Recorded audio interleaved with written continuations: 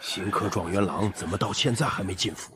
听说林大人对这门强案的赐婚本就不满。小声些，上头可还在呢。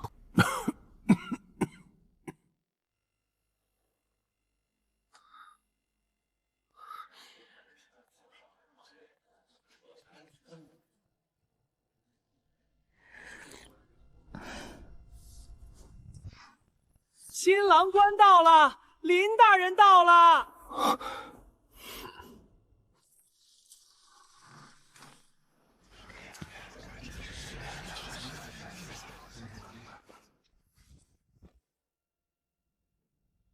微臣林文轩叩见陛下，臣恳请陛下收回成命，解除与昭宁长公主的御赐婚约。放肆！林文轩，你疯了！此乃父皇御笔亲赐、礼部亲自操办的婚事，你在大婚当日，众目睽睽之下公开拒婚。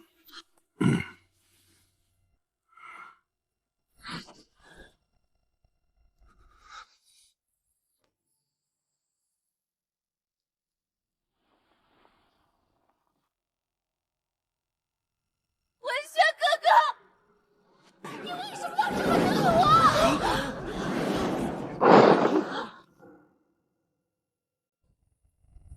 文轩哥哥，你昨天不是还写信说今生定不负我吗？为了这场大婚，我提前3个月赶制衣裳，库房全打开了。你多看一眼的物件，我都让人抬进林家大门。你明明答应过我的，为什么要让我在满朝文武面前丢尽脸面？为了你，我连长公主的尊严都可以不要。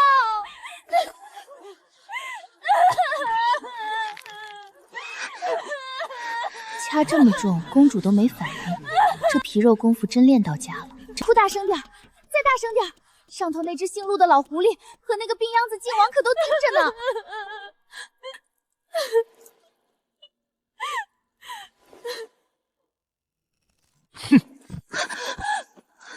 长公主殿下，请你自重。殿下平日里骄纵跋扈，奢靡无度，微臣看在皇室面子上，本欲忍耐。可微臣万万没想到，殿下品行败坏至此。这些，皆是殿下过去1年暗中写给京城其他世家公子的情书，字迹确凿，丝印宛然。微臣虽是一介寒门，却也懂礼义廉耻，绝不娶这般不知廉耻之人为妻。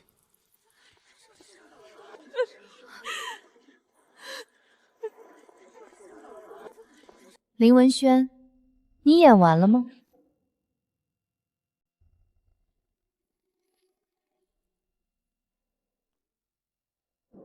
林文轩，你演完了吗？要是演完了，那现在该轮到本宫了。林大人刚才口口声声说本宫品行不端，还拿出这么多情书作为铁证，那诸位大人不妨凑近看清楚。你想干什么？字迹确凿，丝印也是你的，你休想抵赖！大家瞧好了，本宫平日里虽不学无术，写字的习惯却是改不掉的。我写的宁字最后一笔总带个不易查的小回勾。林大人手里这些铁证，大伙儿瞧瞧，哪一个字有这个勾？清河，拿本宫平时写的字符来。好嘞。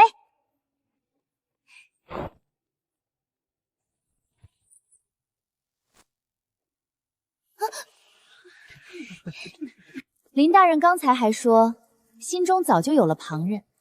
本宫倒是好奇，是哪家名门闺秀能让大梁的新科状元连上公主这等天大的恩赐都瞧不上？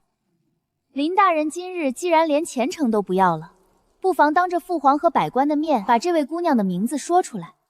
怎么，说不出来？那本宫替你说，是首辅大人的嫡孙女，京城第一才女陆明淑陆小姐吗？长公主殿下，无凭无据，休要血口喷人，污蔑我陆家清誉。无凭无据，无凭无据。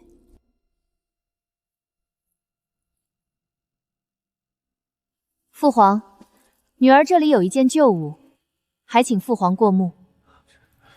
去，端一碗太医署平日里消脓散毒用的碘灸来。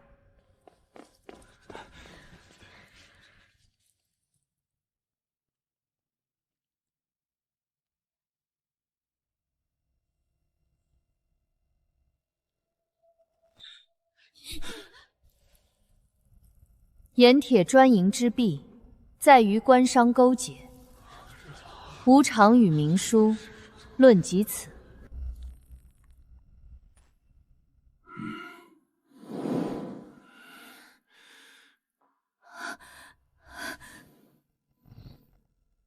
诸位大人，想必对林大人3年前科举殿试那篇经世策论记忆犹新吧？第3题策论里，他用的便是这一模一样的句子。可巧的是，这句话正是陆大人5年前在怀章讲学录第3卷里亲手写下私人批注。林文轩，你一介寒门学子，连大梁各地州府的盐铁账册都不曾摸过一天，是如何将首府大人藏在书房最底层的治国策论一字不差写进殿试考卷的？甚至连无常与明书论及此这等家常话，你都原封不动搬了上去。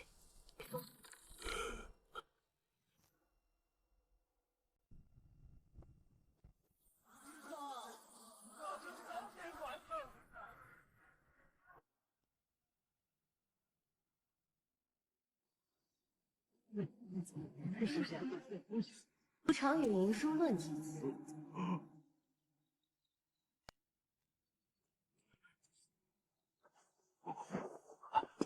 将军，这长公主不是满京城都传遍了的草包吗？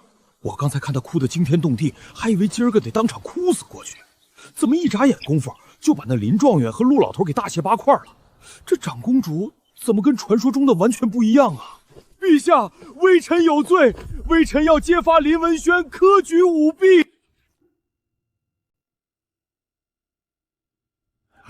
陛下，微臣有罪，微臣要揭发林文轩科举舞弊。张大人，令郎在江南做官，上个月被陆怀章的人扣在了苏州。不过您大可放心，半个时辰前，本宫的隐妻已经把人毫发无损地从陆家私牢里接出来了。只要你今日肯在父皇面前说一句实话，本宫不仅保你儿子平安，还保你张家满门无虞。陛下，3年前林文轩的考卷本是下等，是首辅陆大人暗中给微臣递了条子，威胁微臣若不给林文轩点中头名状元，便要让微臣在江南的独子死无葬身之地。微臣一时糊涂，欺君罔上，求陛下治罪。陛下，林文轩舞弊一事，微臣确实毫不知情。讲学录本是老夫留给族中后辈传阅的，许是哪个不开眼的下人偷拿了出去，这才让林文轩钻了空子。至于张大人所言，纯属无稽之谈，还请陛下明断。哎呀，陆大人，都怪本宫记性不好，我是不是一着急不小心说错什么话了？您老人家在朝堂这么多年，可千万别跟本宫一个妇道人家计较。我也是3年前去您府上参加赏花宴，不小心在您书房里瞧教了这册子。我去方便下。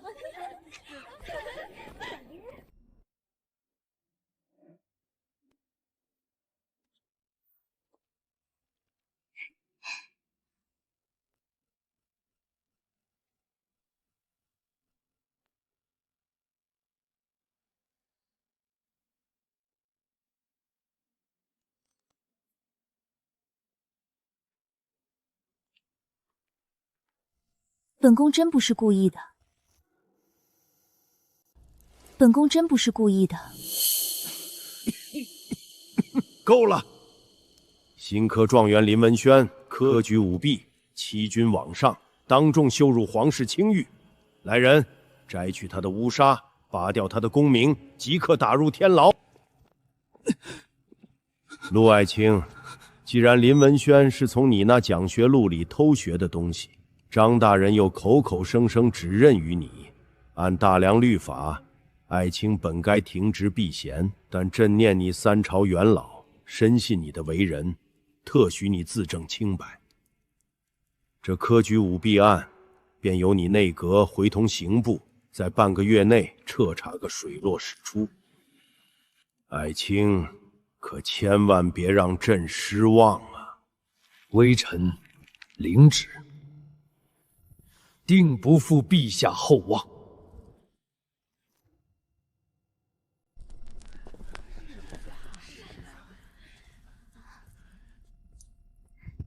公主，我的亲主子哎，咱们刚才配合的是不是也太好了？您瞧见没有？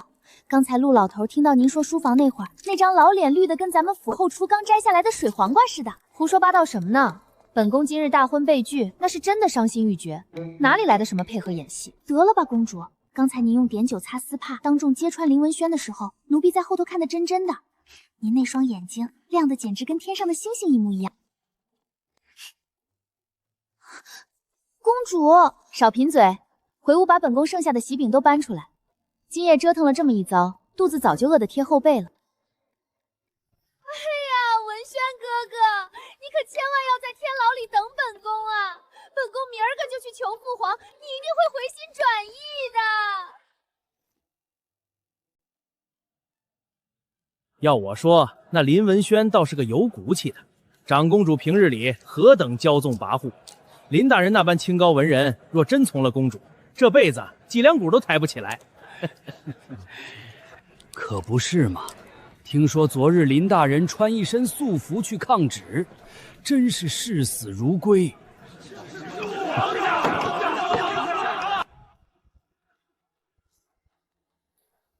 哎呀，你们都错了，那林文轩根本就不是什么有骨气的文人，他就是个忘恩负义、猪狗不如的东西。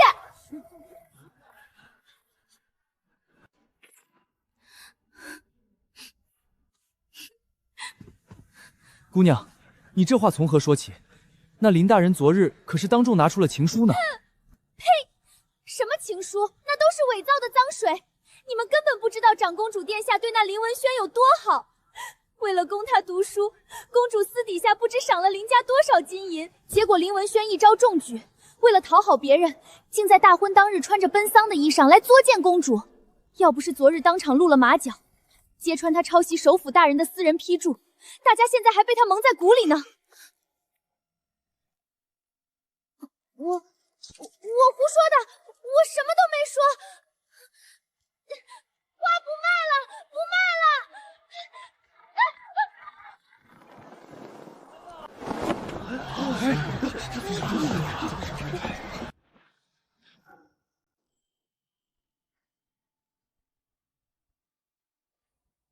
公主，东边2架紫藤木秋千已经架好了，投壶的场子也按您的吩咐，把距离拉远了3尺。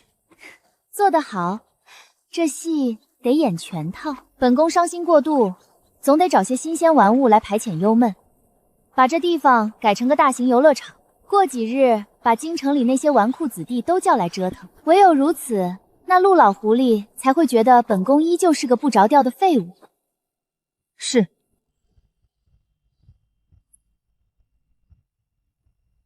怎么，咱们的卖花姑娘今日在听雨轩没捞着赏钱？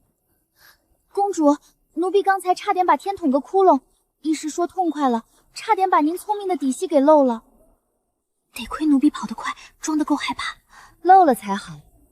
一个惊慌失措、不小心说漏嘴的丫鬟，反而更显得这消息是从长公主府里无意间传出去，比你刻意去说要真挚100倍。行了，本宫先前与你打的赌，你可还认？赌陆家那才女什么时候来登门？本宫赌她今日午时3刻之前必到。陆怀章挨了父皇一记软刀锋，此刻定然急于弄清楚本宫昨天到底是歪打正着，还是深藏不露。他那宝贝孙女急于挽回名声，便是最好的探子。启禀公主，陆府的明淑小姐抬了轿子在府门外，说是奉了首府大人的命，特来探望伤心欲绝的长公主殿下。得，奴婢服了。这就去把人打发了。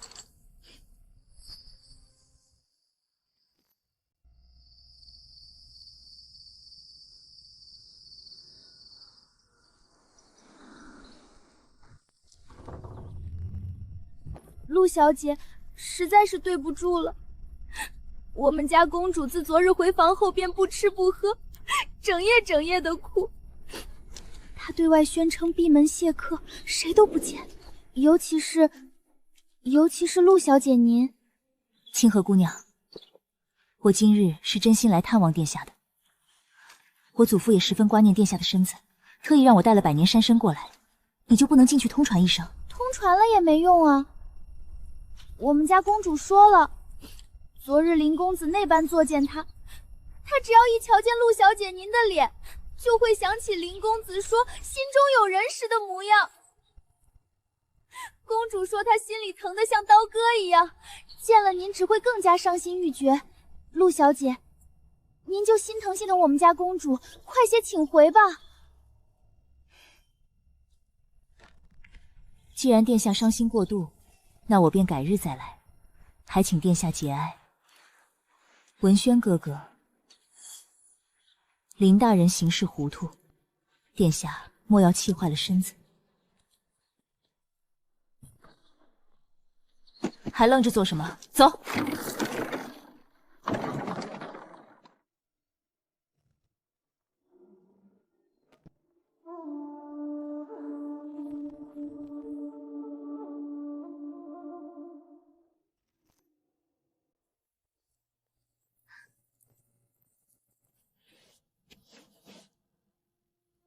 见到人了？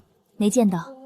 那萧昭宁把府门守得死紧，底下的丫鬟哭得跟死了爹娘似的，说是萧昭宁自昨日起便不吃不喝，哭得不成人形，还说见了我就想起林文轩昨晚拒婚的事，心里疼得难受。你觉得他是真傻还是假傻？自然是真傻，简直是个无可救药的恋爱脑。昨日他能拿出那块丝帕，不过是3年前在咱们家赏花艺上歪打正着，不小心看到了祖父的手稿，瞎猫碰上了死耗子。要是他真有那般城府，今日怎会还为了林文轩那等舞弊之人哀悔过度，不见外人？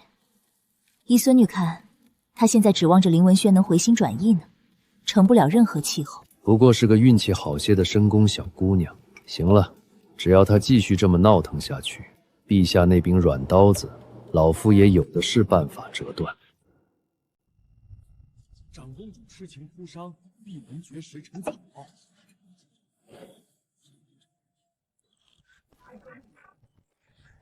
将军，您听听外头那些百姓说的话没有？我就说吧，昨日在长公主府里，那指不顿是皇帝老儿提前给公主排练好的戏码。您瞧瞧，今儿那长公主还不是现了原形？听说为了林文轩，在府里哭得连饭都吃不下，连陆家小姐登门都被他那疯丫鬟骂了回去。这皇家金枝玉叶，原来真的是个死心眼的大草包。王虎，在边关待了几年，你的脑子是让北狄的风沙给唬死了吗？属下哪里说错了？长公主若真是为情所困，昨日竟不会在最关键的时刻精准抛出那块蜜血丝发，更不会借张大人的口，在百官面前将陆怀章逼入死角。他这不叫哀悔过度，他这是以退为进，利用满城百姓的嘴，把陆家徇私舞弊的罪名彻底钉死在耻辱柱上。同时闭门谢客，才是真正不给陆怀章2次试探的机会，将自己完全藏在暗处。公主心思深得很。这里头竟然有这么多弯弯绕绕，那他那丫鬟在茶馆里哭鼻子也是装的？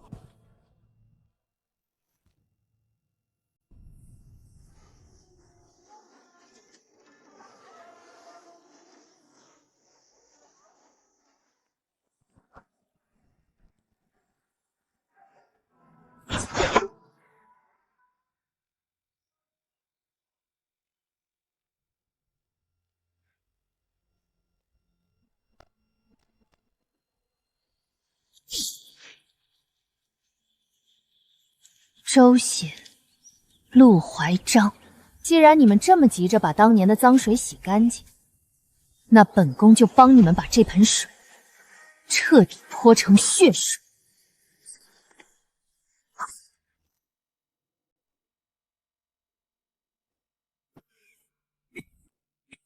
陛下，微臣有本要奏。奏。半月前，新科状元林文轩在长公主大婚之日咆哮公堂，更牵扯出科举舞弊这等震动朝野的恶性大案。如今满城风雨，天下士子议论纷纷。这半月来，内阁会同刑部日夜轮番审讯，逆贼林文轩已对偷盗老夫讲学录、司徒行贿主考的罪行供认不讳。此等欺君罔上、败坏文风的朝廷败类，若久拖不决，恐有损皇家尊严，更让天下读书人寒心。故而微臣恳请陛下为顾全皇家颜面，亦为平息民间误疑，应尽快将逆贼林文轩及礼部侍郎张大人斩首示众，以儆效尤。父皇，儿臣以为万万不可。科举乃国之大计，伦才大典，岂容草草结案？林文轩一介寒门书生，若无朝中通天权贵暗中庇护铺路，如何能摸进首辅大人守卫森严的私宅书房，偷得那秘不示人的讲学录？张大人堂堂礼部侍郎，若非受人胁迫，岂会为区区一个寒门穷酸赌上满门抄斩的风险？此案背后必然另有乾坤。儿臣恳请父皇将此案移交大理寺卿三死会斩，彻查到底。太子殿下宅心仁厚，自是社稷之福。但殿下久居深宫，不知外面民情汹涌，群情逼愤，甚至传言朝廷在仗势欺人，屈打成招。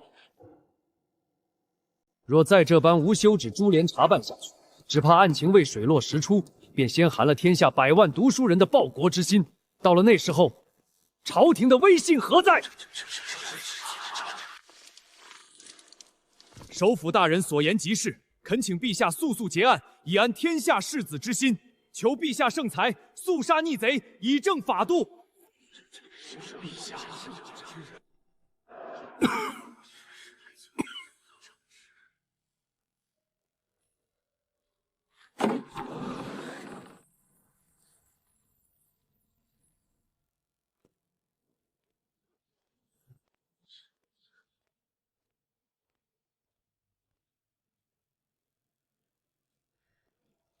末将镇北侯之子，宣威将军沈燕，叩见陛下。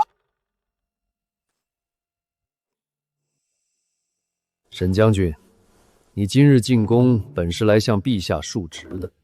这朝堂上的政务商讨，恐还轮不到你一个驻守外防的武家来插嘴。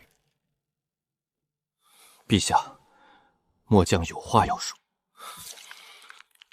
方才首辅大人说，案件久拖不决，会寒了天下人的心。可末将却以为，若为了一时的所谓皇家颜面，便找几个傀儡草草结案，掩盖真相，才会让这天下真正含冤之人泣血，让世间公理彻底荡然无存。10年前，末将的父亲被小人诬陷通敌叛国，当年朝堂之上，亦是有某些大人们高呼着为了皇家颜面，不容大理寺复核，不准三司彻查，在短短10日内便草草定案，将我沈家满门72口推上了断头台。10年来，末将在西北边关引兵斡旋，每闭上眼，都是我沈家满门72口的冲天冤魂。如今林文轩一案，舞弊铁证如山，其背后牵扯的礼部利益盘根错节。若是朝廷再像当年对付我沈家一样，找林文轩和张大人当替死鬼，草草砍了脑袋了事，那这大梁的律法便只是一直掩护权臣结党营私的废纸。末将拼死御前，恳请陛下重开彻查，以正国法。沈燕啊，你今日这般言语，是在怨恨朕当年昏晕吗？末将不敢怨恨陛下，末将只求一个公道。好一个只求公道！既然首辅大人觉得此案牵连甚广，大理寺又怕得罪了人，久拖不决，那这科举舞弊案，朕便交给你了。沈燕，听旨，朕命你暂领刑部尚书衔，作为钦差主审林文轩舞弊一案。朝中凡涉案官员3品以下，你皆可先斩后奏。朕倒要看看这底下的根究竟烂到了什么地步。吾皇万岁！万岁！万万岁！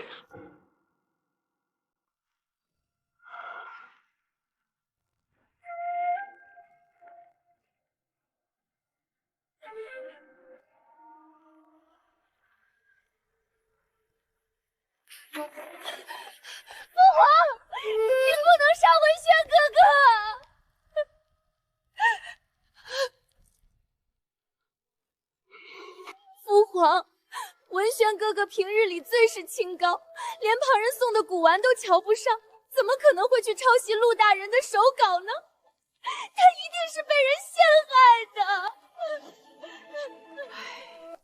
肯定是那个刚回京的粗鲁不讲理的沈燕，他在朝堂上胡言乱语，就是想文轩哥哥的脑来当他自己立威的垫脚石。父皇，女儿求求您了，您放了文轩哥哥吧，大不了女儿不治他的罪了。女儿这辈子不能没有他呀！胡闹，简直是皇室耻辱！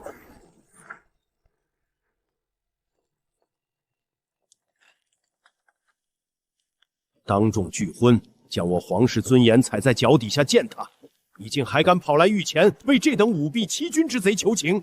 沈燕已经接了朕的钦差圣旨，此案必须严查。来人，把长公主给朕乱棍轰出去，送回长公主府死死禁足。没有朕的旨意，不许她出来丢人现眼。父皇，文轩哥哥是冤枉的，父皇。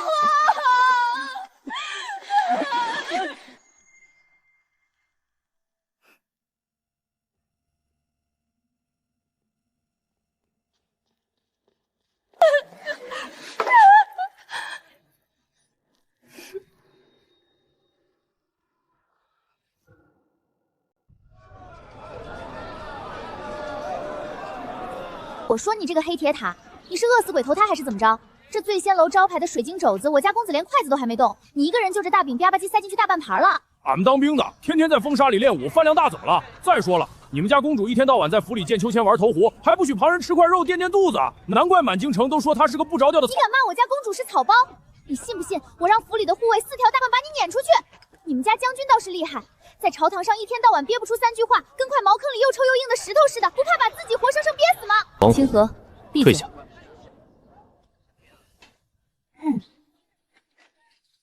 今日朝堂之上，沈将军真是好大的威风，生生用自己身上的血，从陆怀章那只老狐狸的嘴里把这案子的主审权硬抢了过来。本宫以前倒是小瞧了将军的魄力。长公主殿下在养心殿偏殿外头，那场哭天各地、寻死觅活的求情大戏，才是真正让末将叹为观止。想必此时陆怀京府上的案台上，已经放满了殿下为情所困、愚不可及的密报，越发觉得殿下只是个运气好些的废物了吧？沈将军的耳目倒是灵通。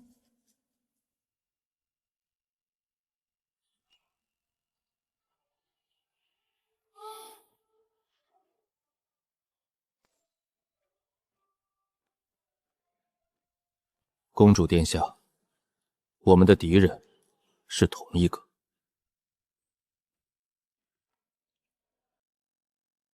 是啊，同一个。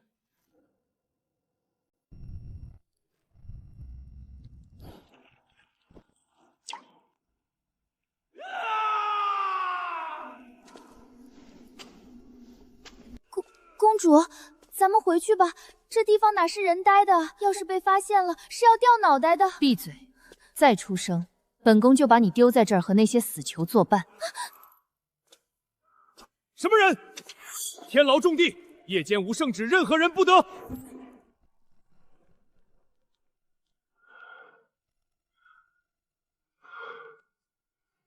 宁儿，这是先帝留给朕的影卫丝。父皇。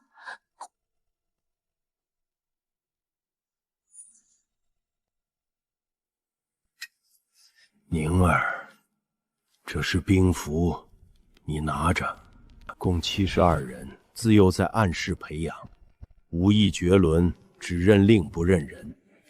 朕的龙体一日不如一日，陆怀章把持6部，门生遍布天下。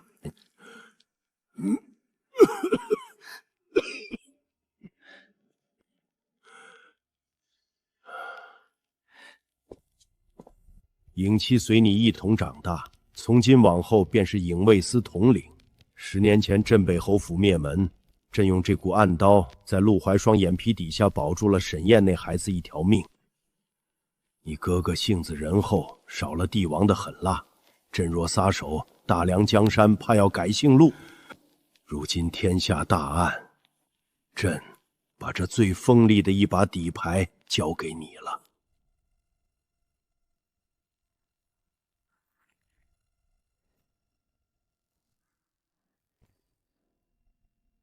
开门。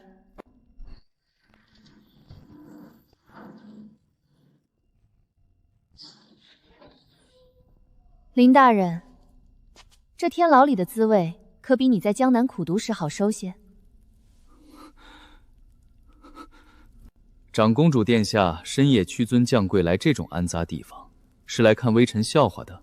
如果是来耀武扬威的，那你看到了，微臣如今沦为阶下囚，殿下可还满意？看笑话，你还不配让本宫浪费睡觉的时辰。看笑话，你还不配让本宫浪费睡觉的时辰。林文轩，本宫是来给你指一条活路的，只要你把知道的都吐出来，本宫保你家人平安。微臣听不懂殿下在说什么，科举赌币是微臣一人所为，与旁人无干。殿下就算杀了我，微臣也没有别的话可说。还在指望陆怀章能救你出去？林文轩，你是个聪明人，怎么偏偏在这个时候犯了糊涂？陆怀章是什么人，你比本宫清楚。今日在朝堂上，他可是第一个站出来，极力恳求父皇将你和张大人尽快斩首示众的。你胡说！首府大人他说过保你性命，保你加官进爵。你不过是他用来试探父皇底线，顺便羞辱皇室的一颗棋子。如今棋子不仅没能发挥作用，反而惹了一身麻烦。你觉得以陆怀章那般狠辣的手段，会留着你这个活口，等着沈宴明日来三司会斩，把你肚子里的秘密一点点掏出来吗？别挣扎了。你那在江南老家的父母，还有那个刚及逼的妹妹，你猜，是沈宴的钦差类队先去拿人，还是陆怀章派出的死士先去灭口？只有配合本宫，把陆怀章的底牌交出来，本宫的影卫才能在陆家的人赶到之前，保住你全家的性命。我说，我全都给你，求你放过我家人。我说，我什么都说，求殿下救救我爹娘和妹妹，他们什么都不知道啊！说，3年前的科举，到底是谁在中间替你和陆怀章牵线？是周显，礼部侍郎周显。他表面上一直是个只知道钻营的庸官，但早就是首府大人的门生了。当年就是他把那份带有批注的奖学录偷偷塞给我的，也是他暗示张大人给我定头名的。周显，他手里可有什么能直接定死陆怀章的实质证据？有，一定有。微臣有一次去陆府拜见，无意中听到周显和首府大人谈话。首府大人书房的西北角有一块活动的地砖，下面藏着一个紫檀木暗格。暗格里有什么？微臣没亲眼见过，但听周显的意思，里面藏着陆家这些年来在六部安插的所有党勇的秘密通信，还有他们贪墨受贿的秘密账本。每月15，他都会独自留在书房，把新收到的紧要物品亲自放进那个暗壳里。书房西北角，紫檀木暗格，每月15，果然在那里。如今有了林文轩的口供，这条线终于被咬死了。很好，你的家人，本宫会派人护下。但你这颗脑袋能不能保住，就看明日在沈宴面前，愿不愿意把今天的话再说一遍。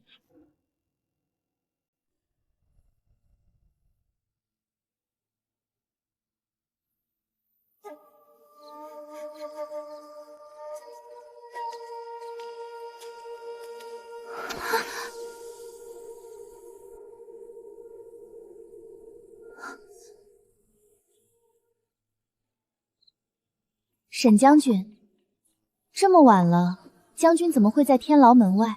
末将职责所在，自当尽心。倒是长公主殿下，深更半夜造访这等污秽之地，不知有何贵干？本宫实在是不忍心看着文轩哥哥误入歧途，所以偷偷弄了块令牌来这里劝劝他，让他千万要配合沈将军的调查，早日洗清冤屈。本宫这也全都是为了他好啊。哦。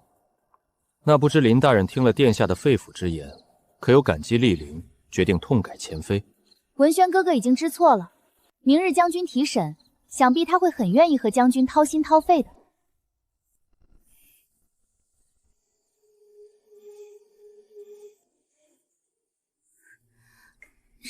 沈将军好，您今夜真英俊。这丫头刚才在酒楼里还骂咱们将军是闷葫芦呢，这会儿怎么成结巴了？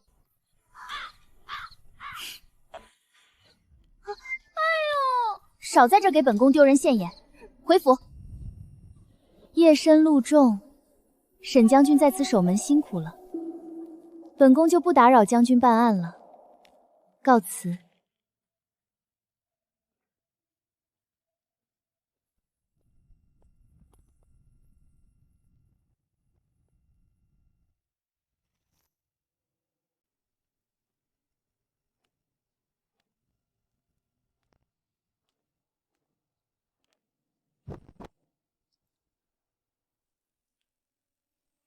尹七，属下在。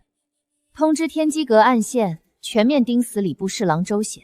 从他每日的行踪，见过什么人，到他府上采买了几斤几两的肉，本宫都要知道得清清楚楚。另外，把3年前负责侦办那位揭发舞弊的考官离奇死亡案的卷宗全给本宫调出来。既然林文轩说周显是陆怀章藏在礼部的关键门生，那咱们就顺藤摸瓜，从周显下手。把他贪赃枉法、操控科举的铁证全给本宫扒出来。属下遵命。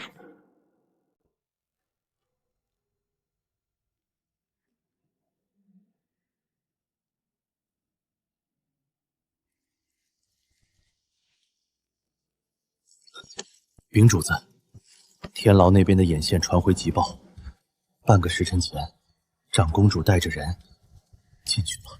因为对方手里有御赐的最高密令，咱们的人没敢阻拦。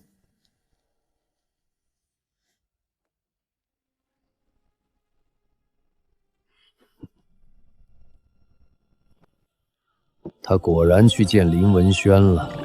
呵呵，老夫原本还以为他只是个为情所困的蠢货，看来这皇家养出来的丫头就没有一个是省油的灯。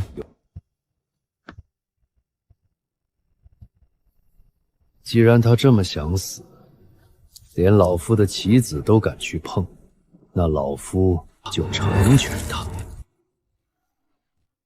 今日春光正好，明叔请大家来府上小聚，不为别的，就是想和大家一起吟诗作对，交流些做学问的心得。莫要辜负了这满园的桃花。要论作诗，咱们京城里谁能比得上明叔姐姐？姐姐可是公认的第一才女。那些诗词文章，连国子监的老学者看了都赞不绝口。咱们今日来，也不过是跟着姐姐长长见识，做个陪衬罢了，可不是吗？明叔姐姐冰清玉洁，满腹诗书，才是真正的名门闺秀，哪里像宫里那位高高在上的长公主殿下，平日里只知道买首饰、看戏子也就罢了，大婚之日被人当众拒婚，如今听说天天躲在府里一哭二闹三上吊，连大门都不敢迈出一步。真是丢尽了皇家的脸面。王妹妹慎言，公主殿下只是用情至深，一时没转过弯来罢了。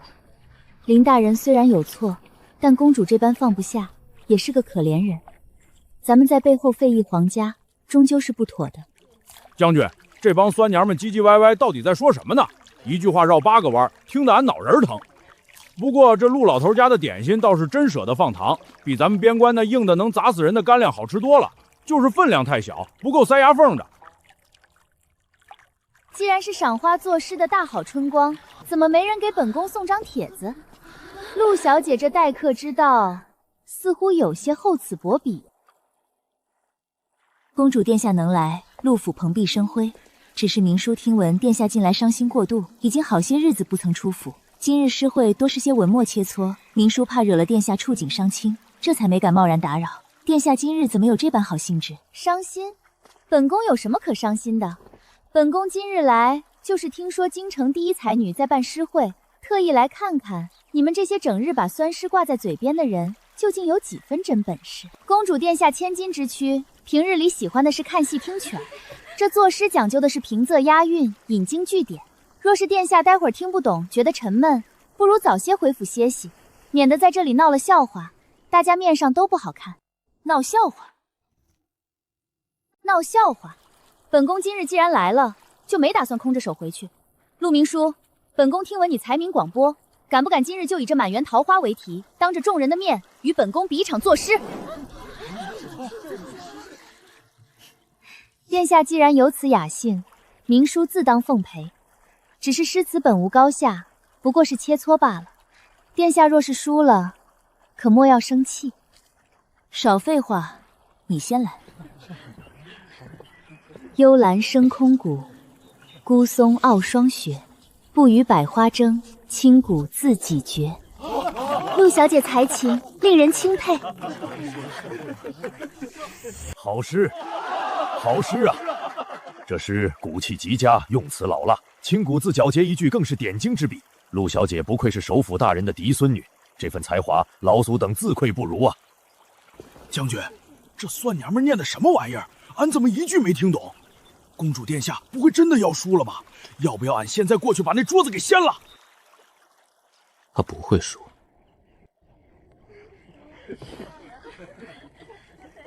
大漠孤烟直，长河落日圆。萧关逢候骑，都护在燕然。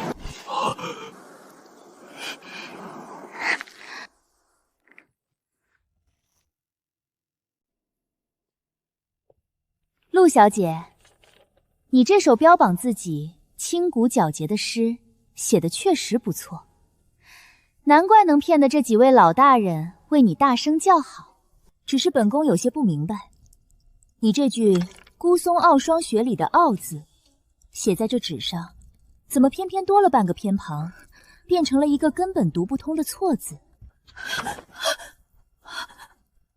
这不过是名一时笔误，写得急了些，诗词看的是意境，殿下何必揪着一个笔误不放？笔误？30年前，你祖父怀章还不是这权倾朝野的首辅，而是一个刚刚落地穷酸细才。他在切磨手下管罪役者，借着酒意写下了这咏竹来抒发怀才不遇的酸气。当时他喝得烂醉如泥，提笔忘字，便将那个傲字写错了一半。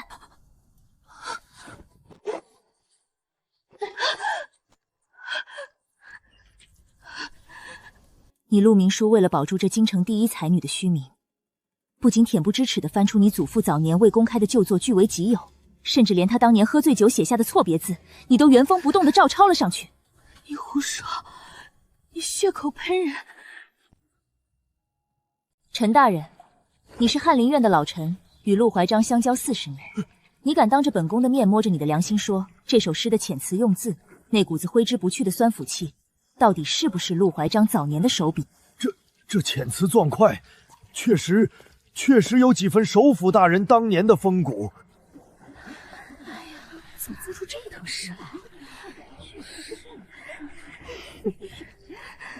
好，公主殿下威武！抄诗就算了，连错别字照着抄，俺们村口教书的瞎子都没你这么丢人。这京城第一才女的名号，原来是买一送一送来的。适可而止。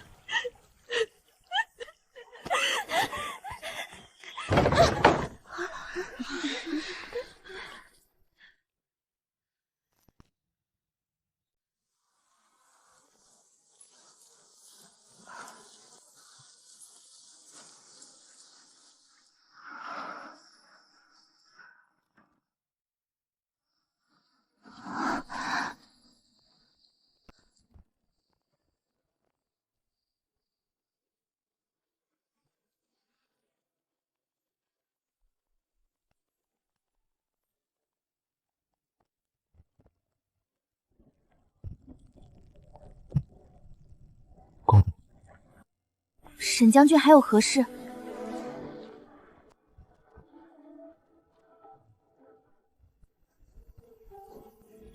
没什么，只是想告诉殿下，你今天真好看。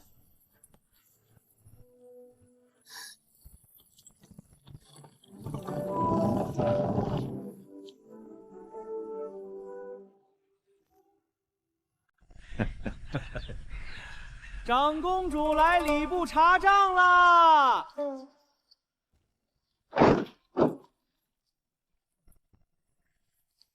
哎呦，长公主殿下，您可是稀客呀！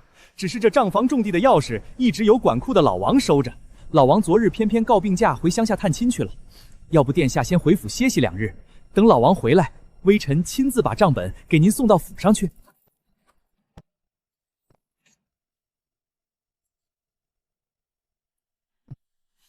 带我去账房。公主，请这边走。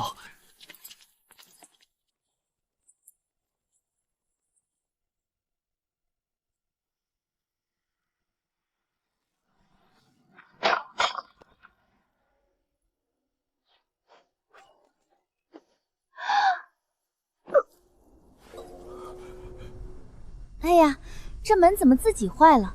周大人，看来连老天爷都觉得这账今日非查不可呢。钥匙既然丢了，换把锁就是了。大人总不会心疼这一把锁的银子吧？公主，请。殿下，这就是近3年的刻骨账目了，您慢慢看，微臣就不打扰。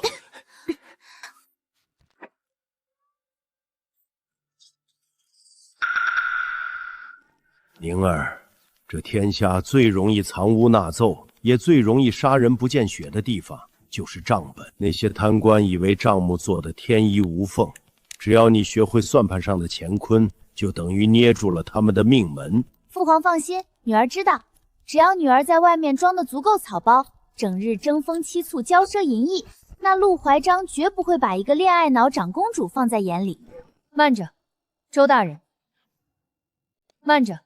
周大人，本宫要的是近3年科举考场的修缮、纸墨采买以及考官的兵态性账目。你拿大梁12年，也就是8年前父皇千秋寿宴的礼部采买明细来糊弄本宫，是觉得本宫不识数，还是觉得父皇的圣旨是一纸空文？瞎了你们的狗眼！怎么拿到账本？还不快去把真正的账册搬来！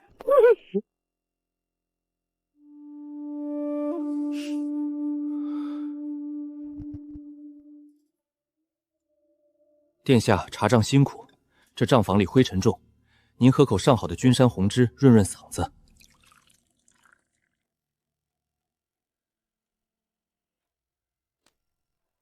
本宫今日出门前喝过参汤了，倒是周大人满头大汗的，想必为了找这些账整费了不少心思。这杯茶还是周大人自己喝吧。这是特意为殿下泡的，臣怎么敢？本宫赏你的，你敢抗旨？本宫赏你的，你敢抗旨？微臣手滑了，手滑了就滚出去候着，别在这里碍本宫的眼。景恒23年秋试，朝廷拨银1万两，用于修缮京城南苑考场。南苑考场实际采买青砖2万块，瓦片5000片，木材300根，合计支出8000两，结余2000两已入礼部库房。不对，南苑考场一共只有500个号舍。按照工部历年营造规制，即便全部翻修，1万块青砖和200根木材已是绰绰有余。更何况那年秋试并没有扩建考场，这2万块青砖的采买单子是谁签的字？回主子，是周显周大人的私印。多报了1倍的材料，这多出来的几千两银子，怕是都变成了某人家后院的青砖大瓦了。记下来，这是一笔死账。公主，口水擦擦，别滴在本宫的账本上。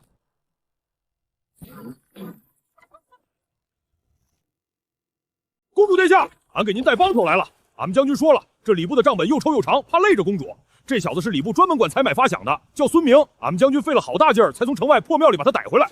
周显那个吸血鬼，不仅在科举采买上吃回扣，还克扣我们这些底层差役的俸禄。哦，他怎么克扣的？3年前那场科举，朝廷明明拨了专款，让我们给考官准备饭食和炭火，可周显把银子全都昧了下去，买的都是发霉的陈米和劣质的黑炭。他还以考场损耗为名，扣了我们所有人整整3个月的俸禄。所有关有于笔墨纸砚损耗的账目，全都是周显捏造的空头账。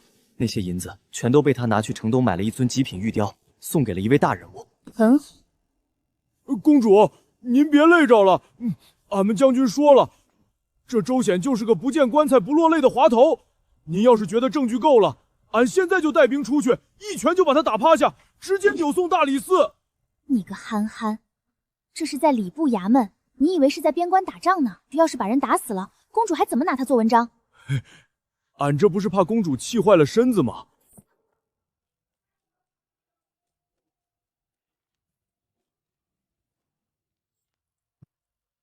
不用你动手，账本里的东西比你的拳头好用得多。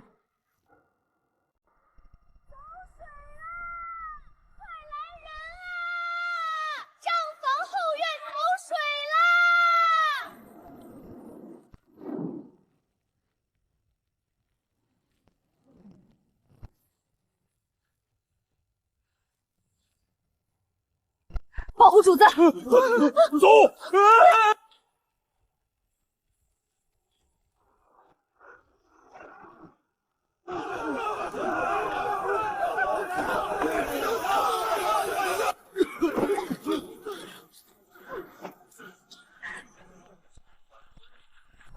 快救火呀！那里头可都是朝廷的机密账本啊！你们瞎了眼吗？风向变了，那边偏房里供奉着祭天用的御赐金器，若是被火星子燎掉了一点漆，咱们整个礼部都要掉脑袋。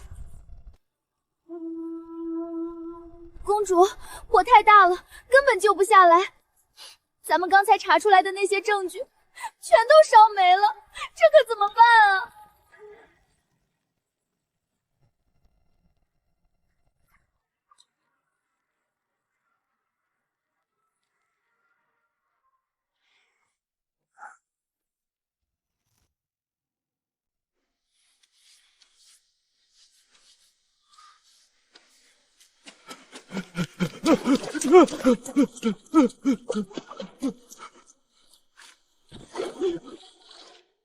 长公主殿下，微臣有罪，微臣该死啊！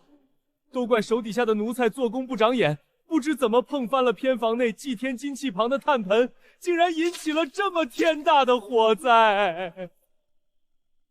这账房里存放着近3年的科举原始账册，如今全都被烧成了一堆死灰啊！这天灾无常，账本都烧没了，什么凭证都没留下，这账咱们实在是查不下去了啊！微臣明日定当亲自上折子向陛下请罪。这意外天灾，想必陛下也会体恤微臣平日里当差的难处。周大人，你这话说的可就有些见外了。这火烧的确实干净，不过你是不是高兴的太早了些？周大人以为本宫今日大张旗鼓，拿着父皇的圣旨来你礼部砸门，还带人坐在账房里把算盘拨得噼里啪啪乱响，是真的在指望今天下午那区几个时辰，把你这3年的烂账翻个明白吗？你那些烂在肚子里的贪墨勾当，南苑考场虚报的1万块青砖，考官范时正克扣的陈米黑炭，还有你去年城东买来送去陆府的那尊极品玉雕，本宫在今天进你礼部大门之前就已经把底细查得一清二楚了。这本册子里没有半句废话账目，记录的全是你每一笔赃款的流向，每一个数字的逻辑漏洞。本宫今天亲自坐在这账房里，不过是做个样子给全京城看，顺便给你这头老狐狸递一根火镯子罢了。你算计我？本宫可没有逼你，火是你自己让人放的，不仅有账目漏洞作为物证，本宫还替你拿下了你礼部放火毁尸灭迹的现行死事。周大人，你猜父皇明日在朝堂上看到这本折子，是会降旨体恤你的意外天灾，还是直接诛了你周家的9族？陛下，臣冤枉啊！昨日礼部走水，纯属天灾意外，可长公主殿下却趁乱拿出一本不知从哪里伪造来的新册子，硬说是臣贪赃枉法的证据。那册子上墨迹都还没干，分明是有人早算计好了，故意纵火毁去真账本，好拿这本假账来构陷微臣啊！还有这个孙明，他平日里在礼部就手脚不干净，屡次被臣训斥，早就对臣怀恨在心。他定是被有心之人收买，这才满口胡言，污蔑微臣，求陛下明察，还微臣一个清白。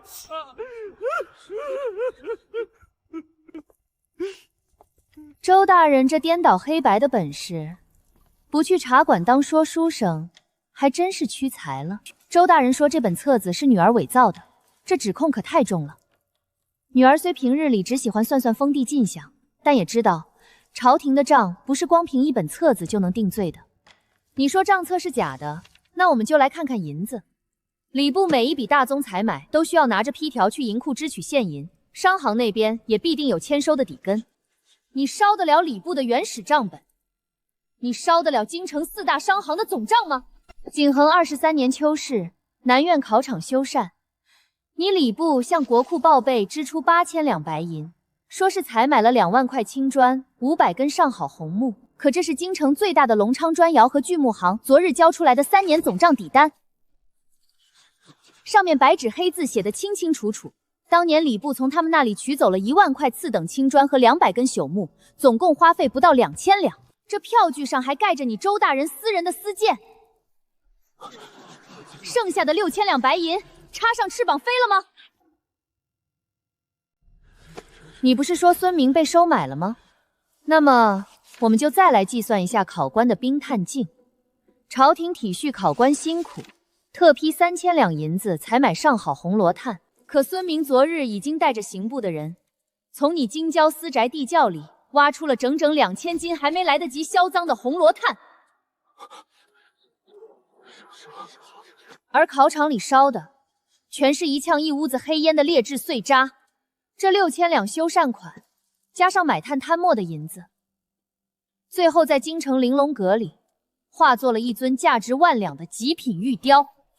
那玉雕的掌柜昨日已被沈将军请到刑部大牢，他可是亲口供认，这玉雕是你周大人亲自挑的，说要送给一位极重要的贵人。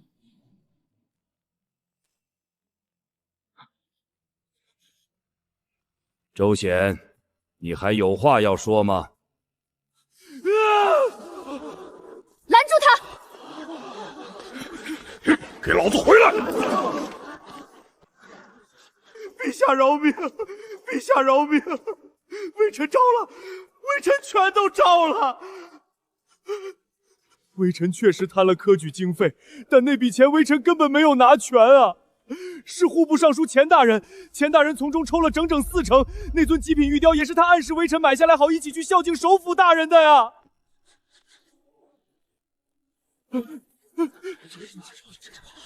陛下明鉴，这老狗死到临头乱咬人，微臣冤枉啊！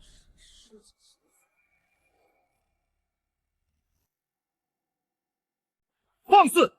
堂堂礼部侍郎竟伙同户部贪赃枉法，甚至敢在朝堂之上当众逃跑！来人，把周显给朕拨去官府，打入天牢死。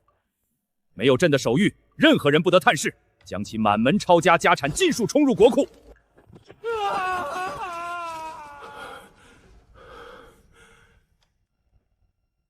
陆爱卿，这周显不仅是你一手提拔起来的得意门生，更是礼部的主官。如今他出了这等贪赃枉法、毁坏科举国本的丑事，你这个做老师的、做首辅的，就没有一点失察之罪吗？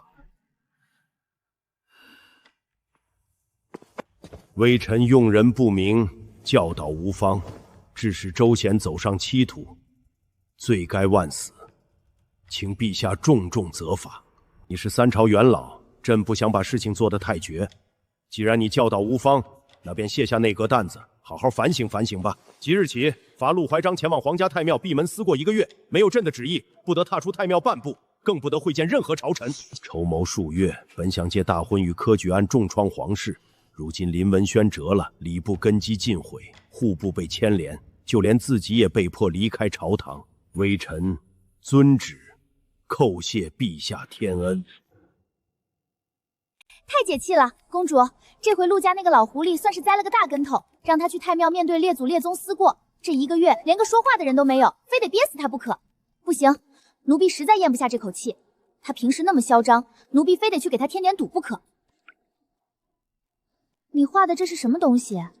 一坨长了4条腿的黑面团。公主，这叫缩头乌龟。您看，这乌龟把头缩在壳里，背上我还给它画了一顶首辅的乌纱帽。奴婢这就去给陆大人送行。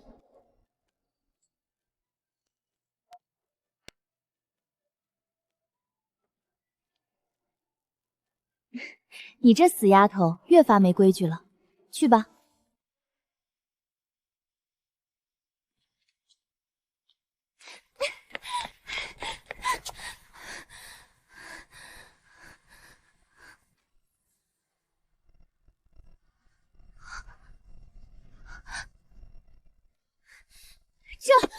这是我家公主特意给首辅大人的临别赠礼，祝大人在太庙延年益寿。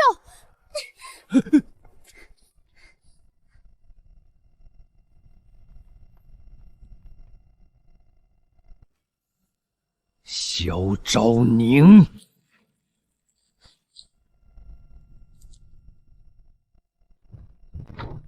去太庙。我回来了，吓死我了，吓死我了！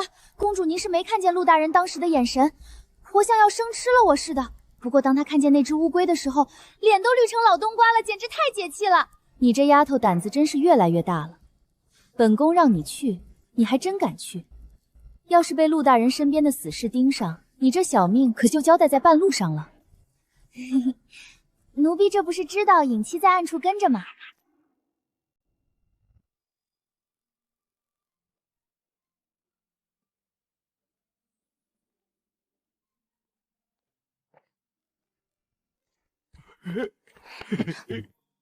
公主殿下好手段，这一招借力打力，算是把陆家在朝中的一角给彻底掀翻了。沈将军今日不是应该在刑部审讯周显吗？怎么有空来本宫这长公主府闲逛？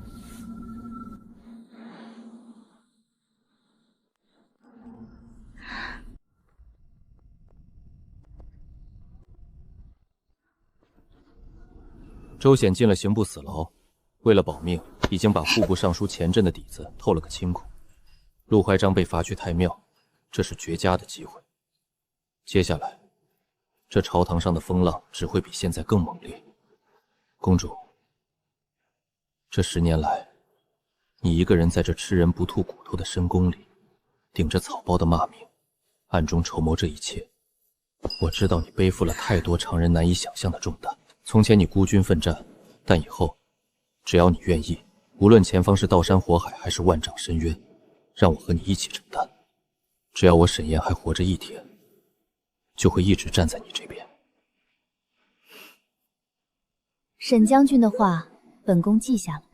只是这盘棋才刚刚下到中盘，现在谈以后，还为时尚早。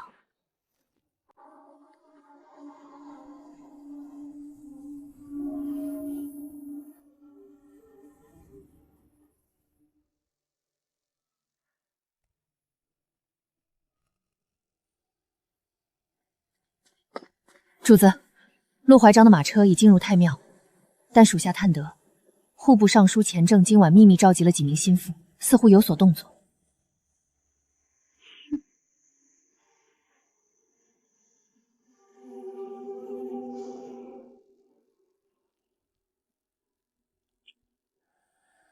陆怀章那样的人，就算是龟缩在太庙里，也不会就这么咽下这口气的。礼部倒了，断了他一臂。接下来，该轮到他的钱袋子了。传令下去，死死盯住钱正。是。下一个，轮到户部。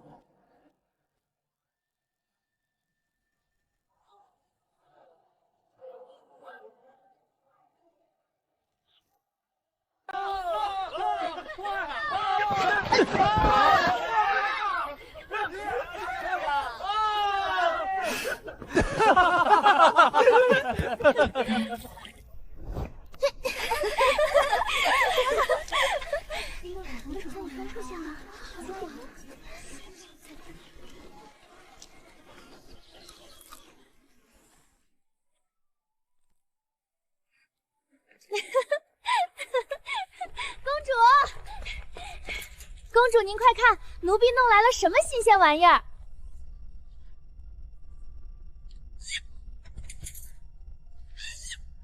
你这丫头，府里都快吵翻天了，又去哪儿逃回来的扁毛禽兽？这可是西域来的聪明鸟，教什么会什么。奴婢寻思着，那陆老狐狸不是被罚去太庙了吗？奴婢就花了整整3天功夫，天天对着这鸟念叨陆怀章是奸臣，想让他学几句解解气。哦，那你教成了没有？让他说2句来听听。来，乖鸟儿，说陆怀章是奸臣。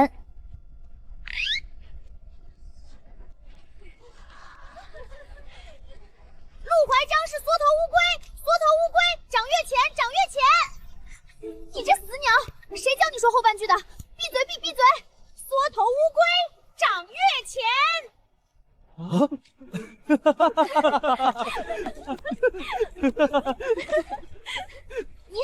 你这只会学舌的坏东西，看我不收拾你！你这丫头，自己满脑子钻钱眼里，连教出来的鸟都这般财迷。行了行了，看在这句缩头乌龟骂的实在凑趣的份上，下个月你的月钱，本宫给你涨500文。奴婢多谢公主赏赐，这鸟买的太值了。掌月钱，掌越浅。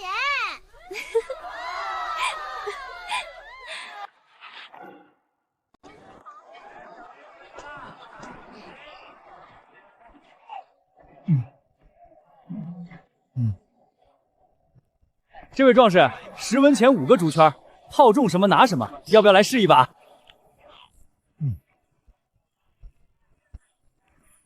给俺来5个！俺在边关连飞奔的野兔都能射中，还套不中这地上的死物。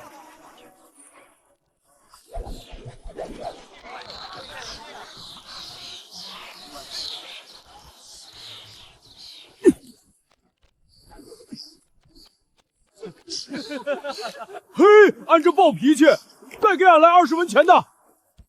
哟，这不是沈将军身边那位一天吃8顿饭的王护卫吗？怎么，沈将军不给你发俸禄，跑来我们公主府的摊子上进货来了？只可惜啊，光有蛮力没有准头，这竹圈可不认你的块头。你懂什么？俺那是还没活动开筋骨。你要是真有本事，就帮我把那个金镯子套出来。套中了，我以后就不叫你憨憨了；套不中，以后见了我就得乖乖叫一声清河姑奶奶。套就套，你给俺看好了。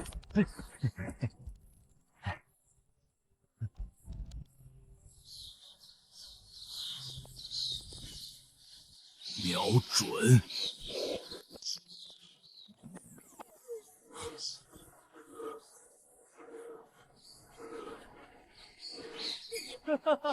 还剩最后5个圈了，姑奶奶这声叫唤，我可是等着听呢。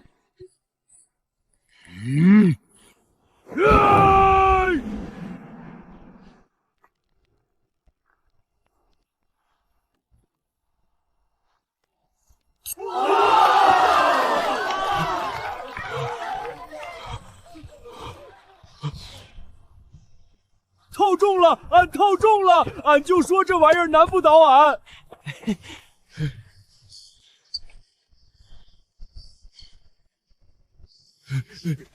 给你，俺套中了，你可说话算话，以后不能再叫俺憨憨了。算你还有点本事，本姑娘一言九鼎，谢谢你了。以后我不骂你憨憨就是了。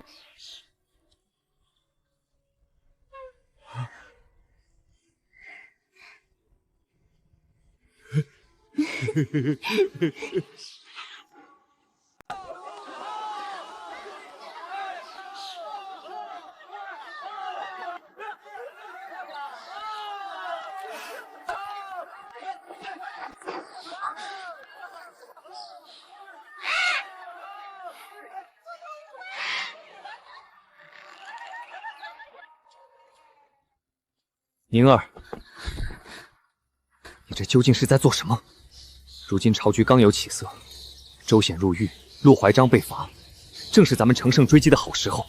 你怎么又把这公主府弄得乌烟瘴气，还把这群只会斗鸡守狗的纨绔招进府里？你知不知道外头的大臣们是怎么议论你的？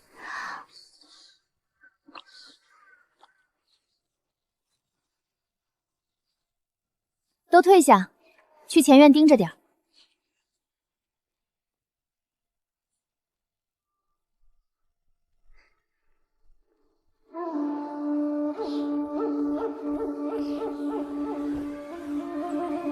哥哥，这满院子的乌烟瘴气，本就是我刻意做给外头那些人看的。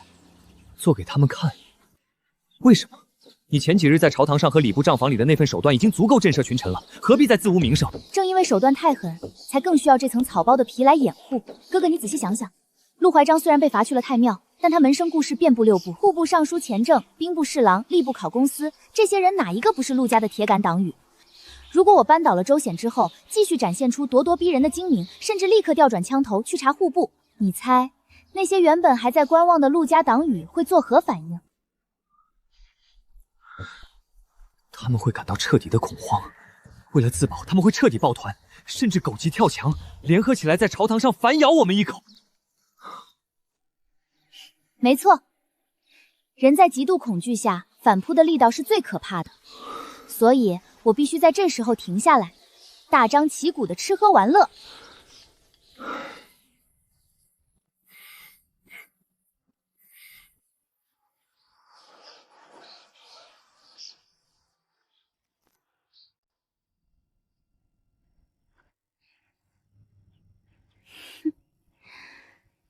我要用这满院子的荒唐告诉钱正和那些陆家党羽，我萧昭宁之所以搞死周显，只是为了报大婚被拒之仇，只是小女儿家气急败坏的泄愤，而不是在针对整个陆家派系。我依旧是那个只知道享乐、见好就收的草包公主。而人在放松警惕的时候，最容易露出致命的破绽。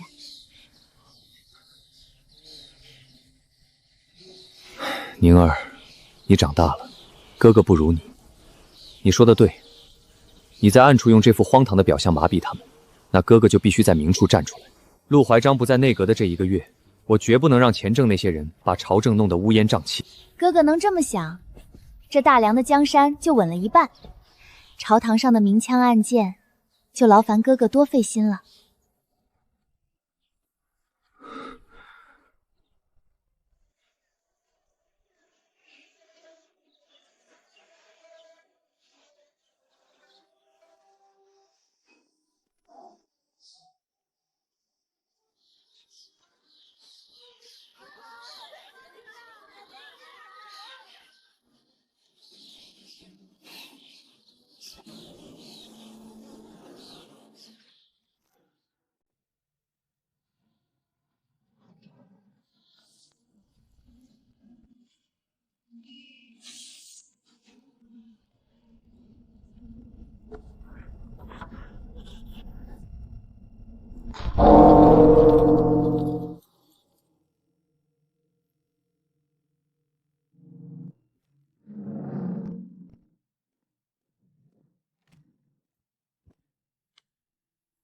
主子，出事了。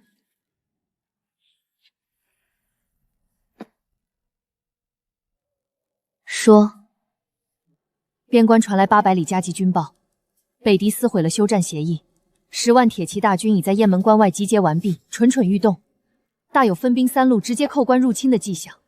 边关将领折损严重，形势危如正干。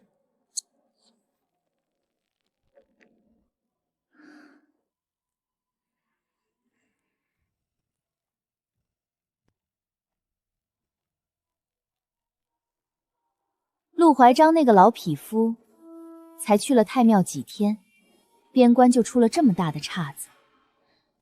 他这是想借着外患，逼父皇将他重新请回朝堂主局啊！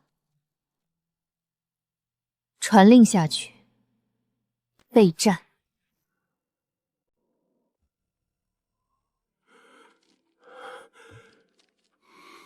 北敌撕毁了盟约，10万铁骑南下，镇守雁门关的宣威老将军已经殉国了。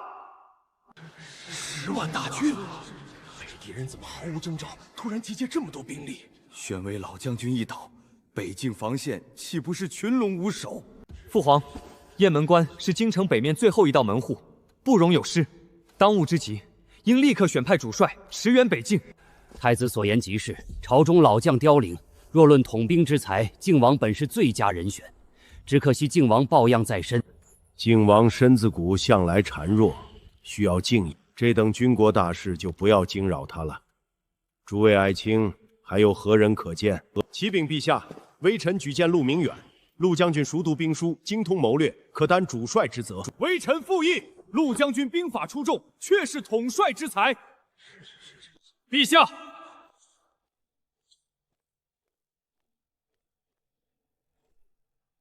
臣宣威将军沈燕，请出战。臣镇守边关多年，熟悉北敌军情，臣愿领兵出征。若不能退敌，甘愿军法处置。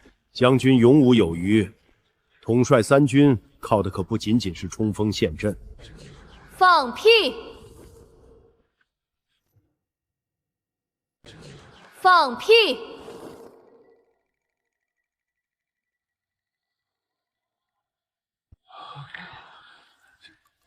父皇，女儿虽是妇道人家，但也知道一个道理：这没杀过猪的屠夫，背再多的杀猪补，上了案板，他也切不好肉啊。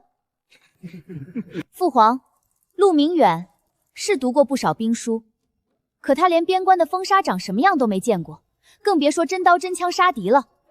反观沈将军，却在边关杀了10年敌。沈将军身上的刀疤，只怕比陆明远看过的兵书还要多。大敌当前，是要一个纸上谈兵的少爷去送死，还是要一个身经百战的真将军去御敌？这不是明摆着的事儿吗？宁儿话虽糙，理却不糙。国家危难之际，容不得半点书生气。沈燕听旨，臣在。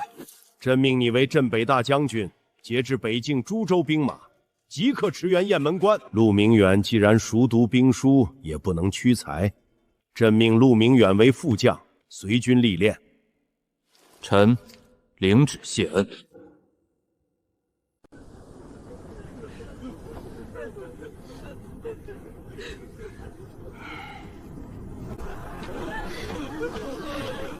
沈将军，等一下！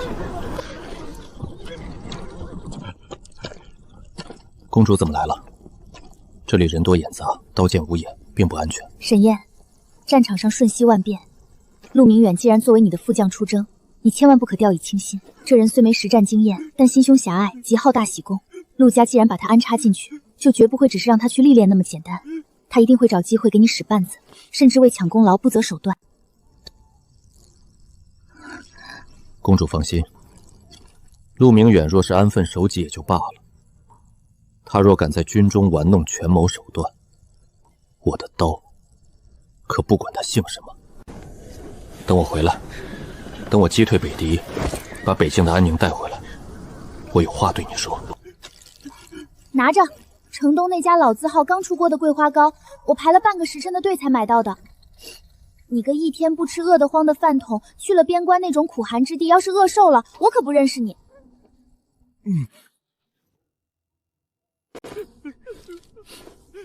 清河，这个给你。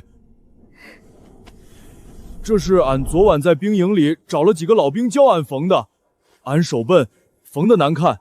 你在京城跟着公主也是步步惊心，这平安符你带着，就当是俺在保护你。你这个憨憨，谁要你保护了？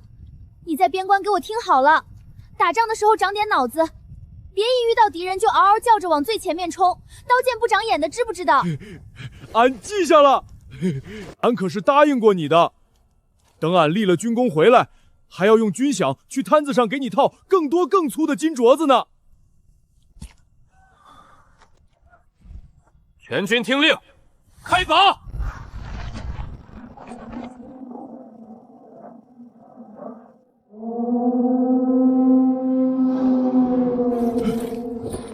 等我回来。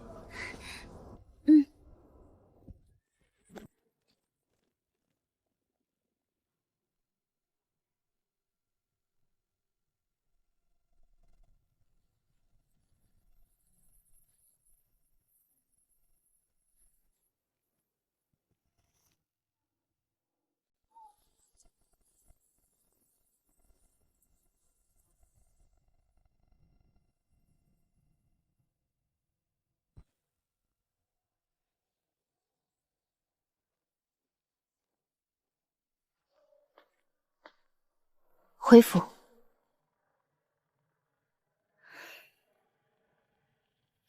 尹七，属下在，即刻起，尹卫司全员出动，撒下天罗地网，12个时辰不间断的死死盯入户部尚书钱正的每一个举动。是，还有，给我盯死晋王府，任何进出这2处的信鸽、马车，甚至是一个到夜乡的杂役，都要盘查的底朝天。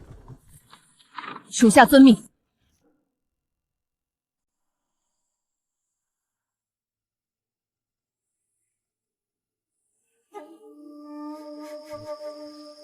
主子，沈燕的大军已经出城了，陆明远少爷也顺利随军开拔。很好。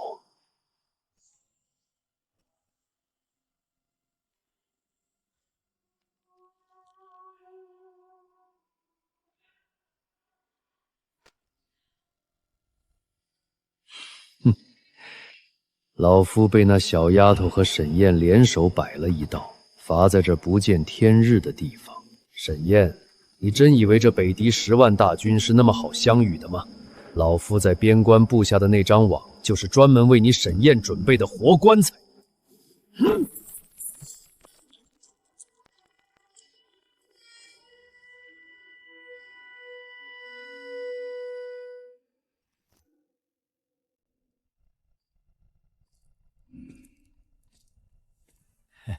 大人，这长公主殿下还真是个不折不扣的草包。她为了把公主府后花园扩建成游乐场，今日下午跑到咱们户部衙门，一开口就要从国库提20万两修缮专款，还要指名道姓用南疆极品金丝楠木和琉璃瓦，这简直是狮子大开口啊！她要20万两，本官就顺水推舟给她批30万两，这多出来的10万两，神不知鬼不觉进了咱们自己腰包。这笔烂账，最后全算在那位只会吃喝玩乐的草包公主头上。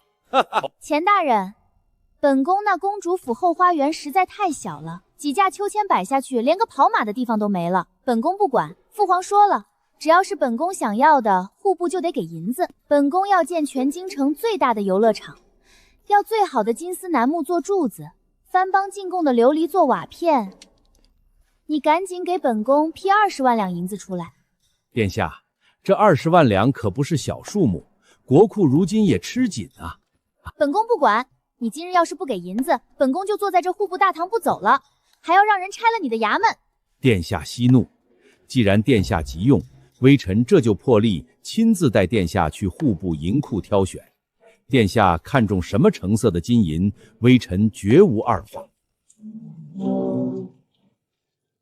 公主殿下，您看，还算入眼。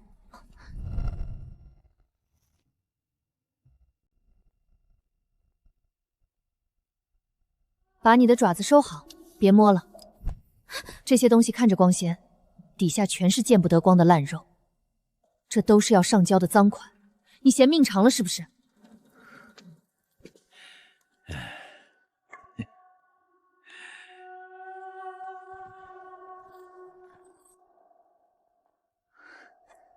这成色也太差了，如何入得了本宫的眼？公主殿下息怒，下官这就命人重新挑选。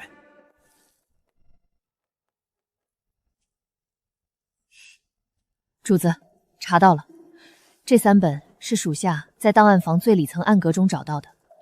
钱正果然把户部真假2套账分开了，他们是在吸大梁百姓和将士的血，传令下去，钱正这颗毒瘤绝不能留到明天。是。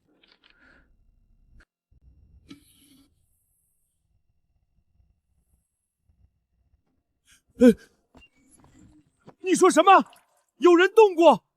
大人，属下仔细检查过，虽然账本被原样放回，但那放置真账本的暗格的确有被强行打开过的痕迹。今日来过户部库房种地的，除了咱们自己人，就只有那位长公主殿下了。长公主，大人，那咱们现在该怎么办？要不要派刺客？蠢货！他身边都是皇帝派给他的顶尖影卫，派杀手去公主府刺杀，那是谋逆死罪。你想害死本官吗？既然他想要贪污公款的罪名，本官就成全他。来人，立刻安排几辆最隐蔽的马车，把这10万两白银装好，趁着今夜没有宵禁，把这些银子全部运到公主府后花园假山里埋起来。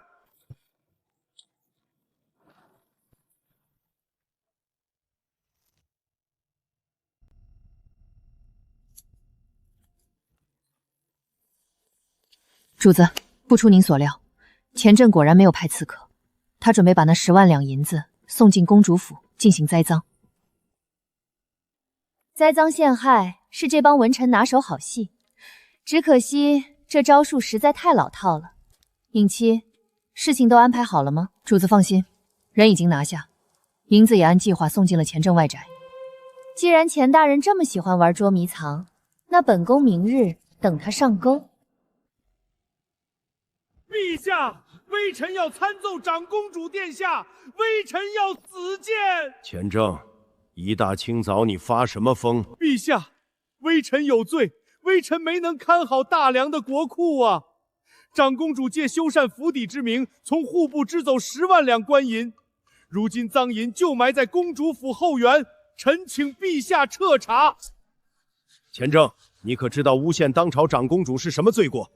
微臣敢以全家性命担保，若查无此银，臣愿以死谢罪。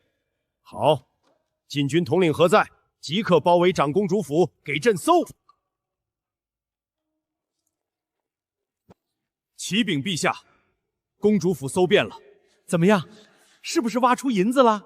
回陛下，没有发现赃银。不可能，绝对不可能！我明明让人不是密报，明明说银子就藏在假山下面。统领大人，你可搜查仔细了？钱大人，你是在质疑本宫，还是在质疑禁军的忠诚？既然如此，本宫倒想问问钱大人，你说本宫贪没了10万两官银，而禁军又没有搜到，既然银子不在本宫府上，那总得有个去处。父皇，儿臣听闻钱大人在城外有处外宅，不如一并查查。搜。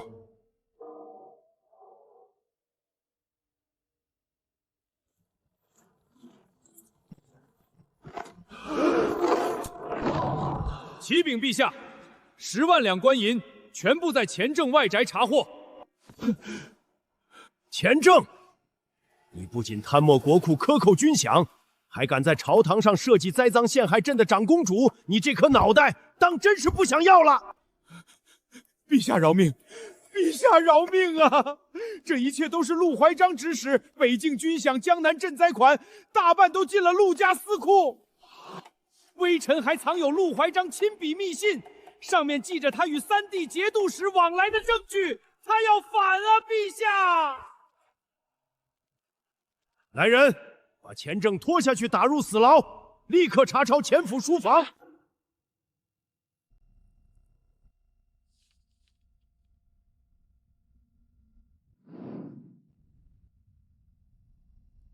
宁儿，儿臣在。查贪反腐暂且放一放，接下来要备战了。看来陆怀章在太庙里已经等不及了。北狄大军压境，地方节度使异动，他这是要把这大梁的江山掀个底朝天啊！去告诉影妻，把影卫司所有的暗桩全部激活，我们要做好准备，迎接这场真正的血雨腥风了。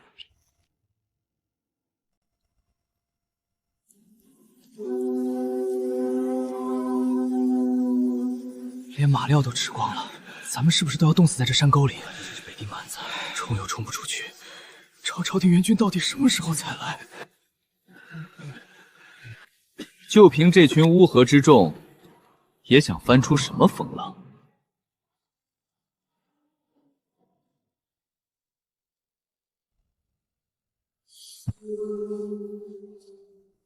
陆副将，将士们又冷又饿，你在这里站着作甚？还不去安抚各营？大将军教训的是，末将这就去。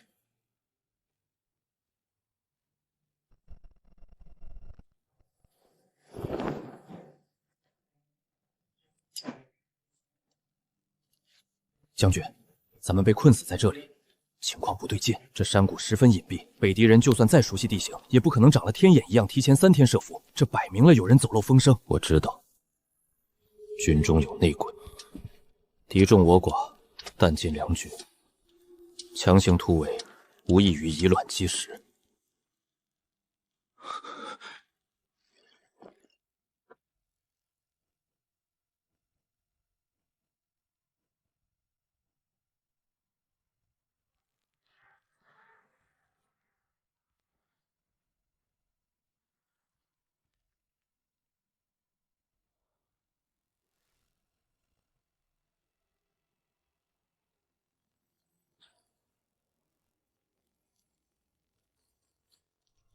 布防图，他怎么会有北狄的布防图？是影卫，那个在长公主府运筹帷幄的女子，在出征前就料到了陆明远不干净，提前调动影卫司精锐潜入北狄军营，替他画出了这副逆风翻盘的底牌。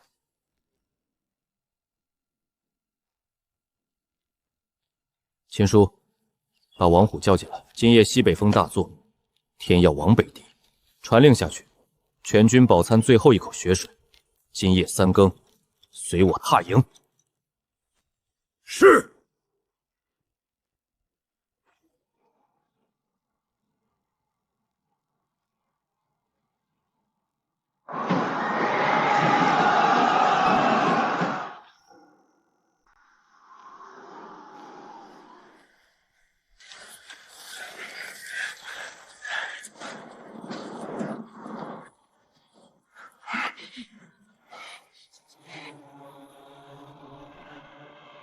点火！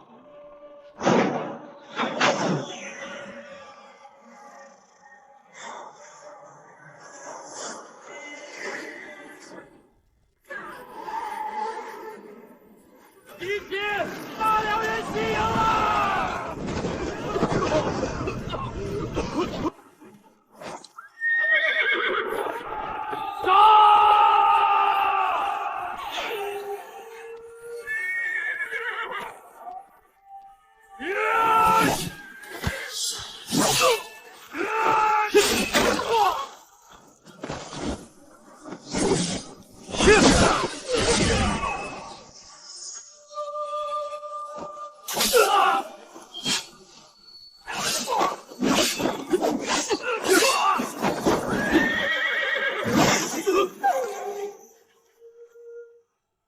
北狄蛮子，爷爷来取你们的狗命了！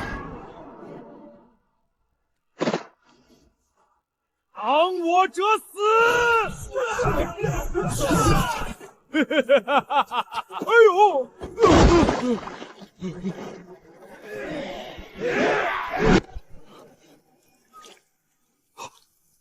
施俺一记漫天花雨！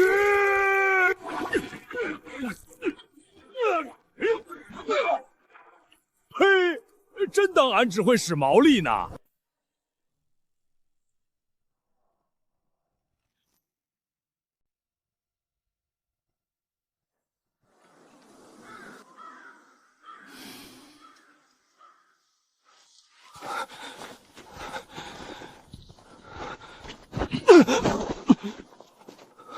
大将军饶命！大将军饶命啊！末将是一时糊涂，是被北狄人胁迫的。末将绝对没有通敌啊！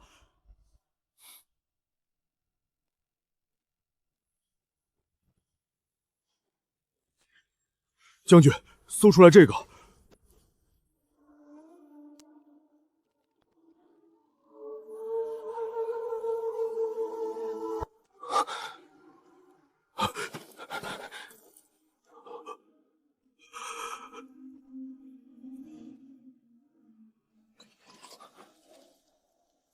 陆明远，你刚才是说你是被北狄人胁迫的？那你告诉我，这块10年前就应该被收缴进国库的旧虎符，为什么会贴身藏在你这个陆家少爷的身上？这难道就是你用来联系北狄人的信物？我不知道，我什么都不知道。这是祖父临行前给我的，说是只要拿出这个，北狄主帅自然会配合我坑杀你。原来这虎符竟是真的。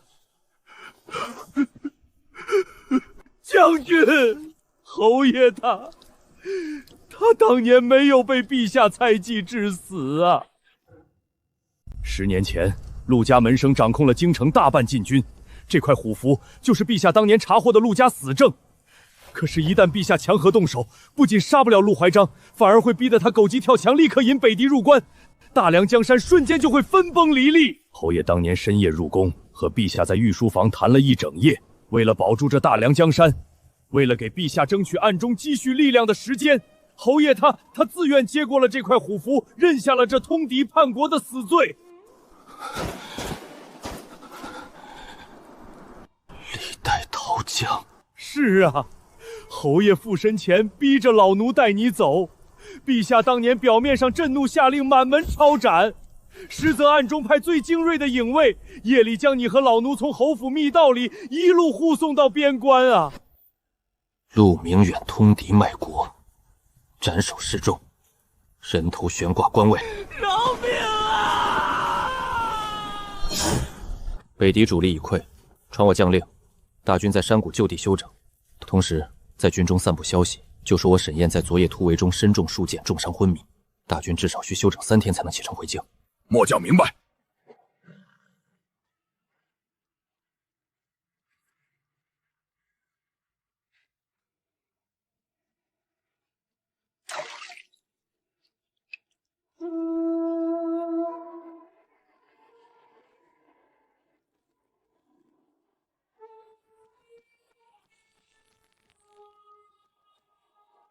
出发。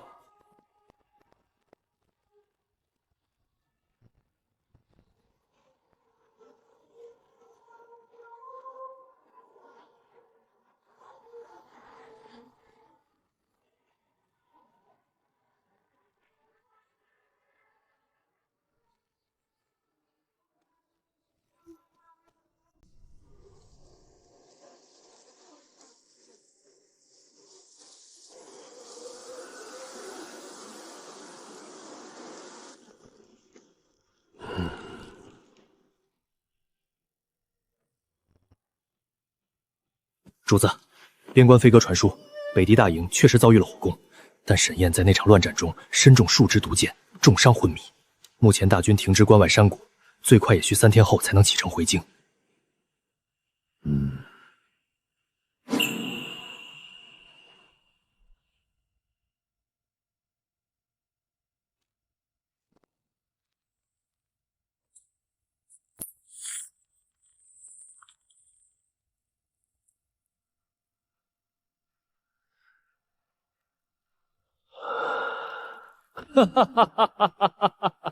重伤昏迷还要3天，沈燕啊沈燕，老夫原本还在担心你带大军回京会成为变数。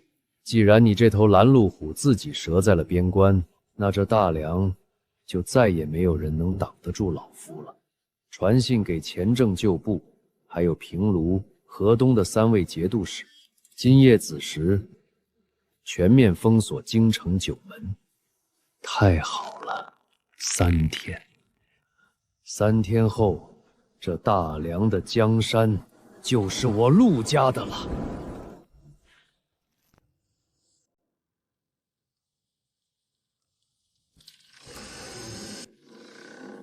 赵统领，辛苦了。首府大人，换防的禁军已被属下调去南门了。这半个时辰内，从神武门到养心殿的御道上，全都是咱们自己的人。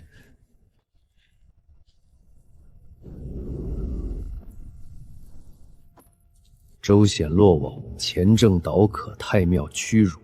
沈燕大军未归，此时不起事，陆家满门覆灭。做得好，兵贵神速，直取养心殿。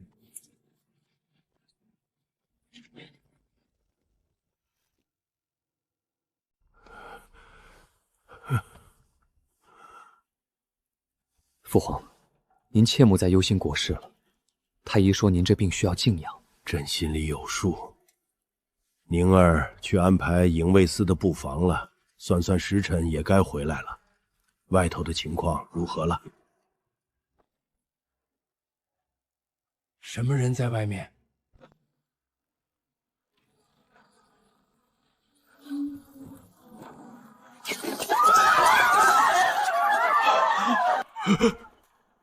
听闻陛下龙体归伤，病情加重，老臣在太庙中日日忧心如焚。石南等思过之期积满，故而连夜入宫，特来探望陛下。陆怀章，探望朕需要带着这么多的家奴吗？你这不是来探病，是来送朕上路的吧？陛下既然把话挑明了，那老臣也就不绕弯子了。父皇，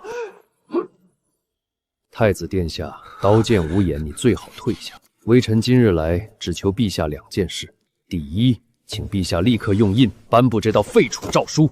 太子萧承德德行有亏，不堪大任，即刻废黜储君之位，贬为庶人。第二，立老臣的孙子陆子轩为皇太宗，继承大统。只要陛下和太子乖乖在这2份诏书上用印签字，老臣保证让你们父子俩在这深宫里安享晚年。陆怀章，你休想！这大梁的江山是萧家列祖列宗在马背上打下来的，一个世受皇恩的臣子，竟敢带私兵逼宫篡位，甚至想让外姓舒爱尔来窃取大宝！我萧承安就是死，就是血溅当场，也绝不会在这等乱臣贼子的诏书上写下一个字。你这个以下犯上的逆贼，人人得而诛之！好一个宁死不屈的太子！既然你这么急着去见你们萧家的列祖列宗，那老臣今日就成全你，杀了你，老臣握着陛下的手，一样能盖上这传国玉玺。承安！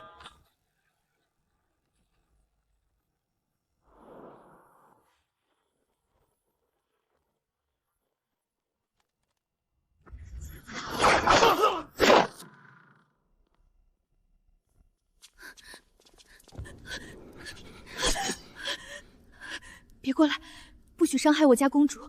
公主，我保护你。多好，接下来的场面可不是用剪刀能解决的。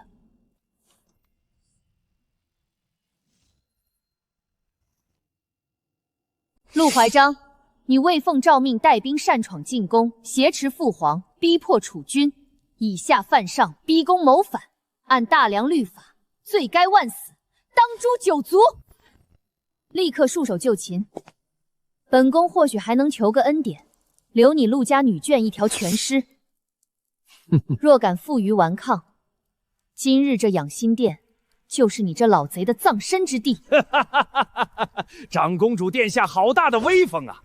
你以为你带着这区区10几条陆家不要的野狗，就能挡得住老夫这200名精锐死士吗？沈燕已经在边关成了废物，大军远在千里之外。今夜这皇宫内外，全都是老夫的人，你就算有尚方宝剑又如何？老夫今日不仅要这江山，还要你们萧家所有人的命，来给老夫的宏图大业祭旗！还愣着干什么？杀了他们！除了那个6岁的小皇孙，养心殿内一个活口都不留！铁阵，护驾！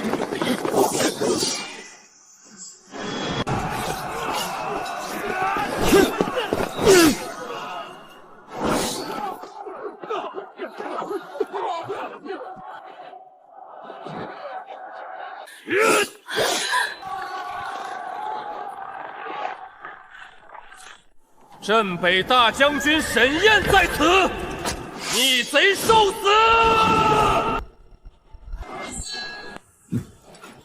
不可能，这怎么可能？密报上明明说，沈燕在边关重伤昏迷，他就算插上翅膀，也至少要3天后才能回到京城。这到底是怎么回事？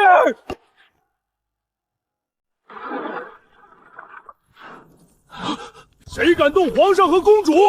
先问问爷爷手里的刀！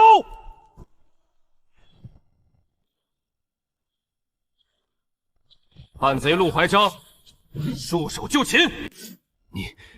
你不是在雁门关外身中数箭吗？你怎么会在这里？让你失望了，我还没死。是你早就知道老夫今夜要动手，暗中通风报信。陆大人，你真以为你在太庙里那些小动作能瞒得过本宫的眼睛？从你踏出少庙那一刻起，本宫就在等你。本宫送你的这份大礼，可还满意？杀！给老夫杀出去！拿下！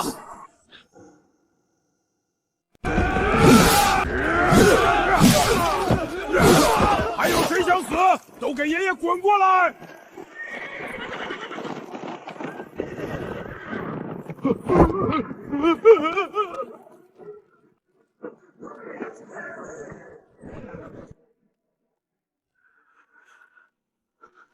既然败了，老夫宁死不受辱！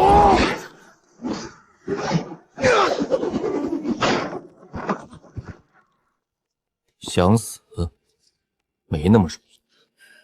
萧昭宁、沈燕，老夫今日是输了。你们以为扳倒了老夫，这大梁的江山就能太平了吗？你别高兴得太早，这京城里的水深得很，靖王殿下绝对不会放过你们的。带走。我的娘哎，吓死我了！就你那点花拳绣腿，你拿把剪刀抖成那样，还想跟人拼命？你那点功夫，也就只能过年的时候剪剪窗花了。你这憨憨，我那叫忠心护主，你懂什么？好，好啊！承安有骨气，宁儿有谋略，沈燕有忠勇，有你们在，朕放心了。传朕旨意，逆贼陆怀章谋逆逼宫，即刻打入天牢，交由刑部大理寺严审。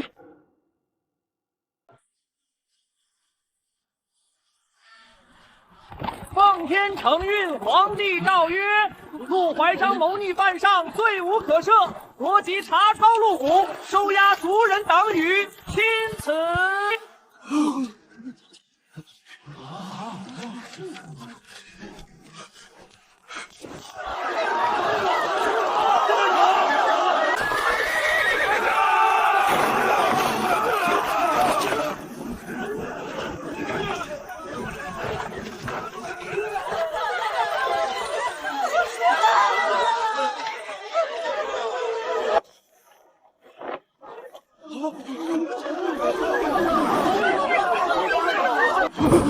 首府大人被抄家了，陆怀章竟然勾结外敌。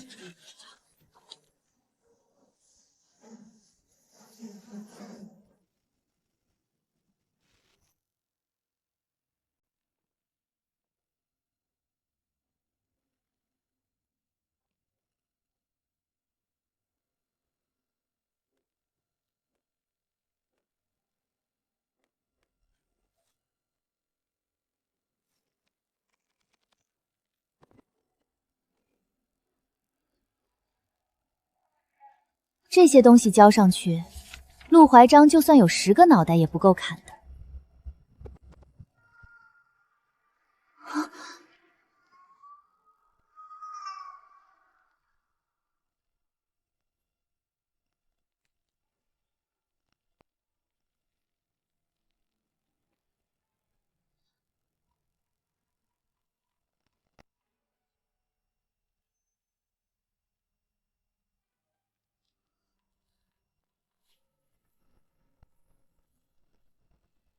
靖王殿下绝对不会放过你们的。原来陆怀章逼宫篡位，根本不是想让那个6岁孙子做皇帝，他真正的底牌是靖王。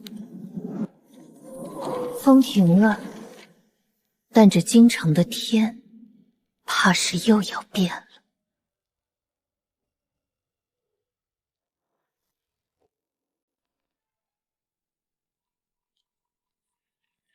罪民被功名利禄蒙了心智，错把豺狼当明主，落得今日下场，纯属咎由自取。曾无记中听见陆怀章在后花园假山里与人密谈，称呼那人为殿下。那人走后，陆怀章曾低声自语：“靖王心思深沉，不得不否。”罪民严禁至此，万望殿下多加小心。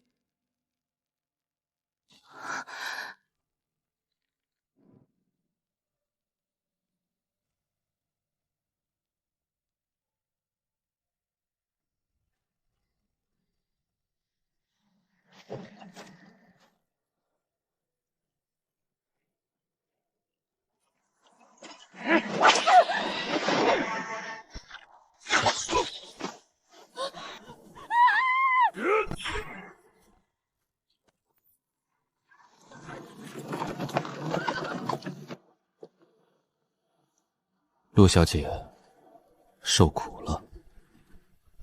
本王知道你恨萧昭宁，恨沈燕，恨这朝堂上所有人毁了你的骄傲。只要你肯跟着本王，做本王手里的一把刀，本王一定会帮你报着血海深仇。好，只要能杀了萧昭宁，我什么都愿意做。陛下呀，臣弟听闻陆怀章那老贼竟敢带兵逼宫，臣弟在府里是痛心疾首啊！臣弟真是瞎了眼，平日里还觉得这老贼是国之栋梁，没想到他竟然包藏这等祸心。臣弟护驾来迟，请陛下降罪啊！靖王快快请起，你身体抱恙，不知情也是情理之中。乱贼既已伏法，不必太过自责。传朕旨意，宣威将军沈燕千里奔袭，护驾有功，更查清当年镇北侯被陆贼构陷的真相，特封沈燕为镇北大将军，赐紫金鱼带，掌管天下兵权，另赏黄金万两，良田千顷。臣叩谢陛下隆恩。长公主萧昭宁临危不乱，坐镇中枢，震慑叛贼，保全皇家颜面，特加封为镇国长公主，10亿增至3000户，赐金牌一面，特许成教，自由出入皇宫。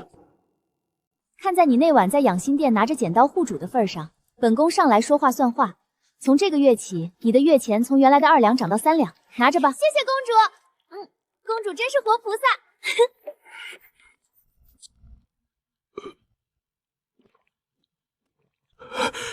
那什么，清河姑娘。哟，王大将军，你这脸怎么红得跟猴屁股似的？是不是又偷吃什么辣椒啦？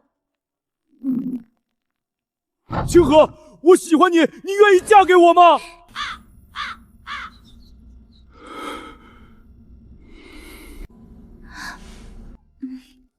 我没说不愿意，不过你以后要帮我套更多更粗的金镯子，要是套不到，我可饶不了你。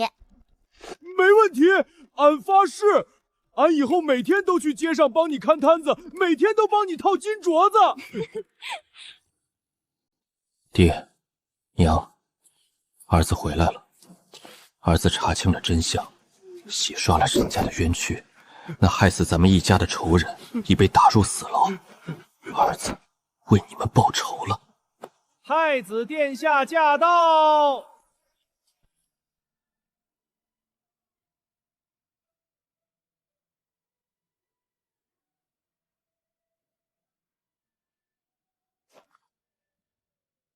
沈将军，这是姑应该做的。当年的冤案，是你父亲用满门的性命换来了大梁这10年的安稳。委屈你了，真的委屈你了。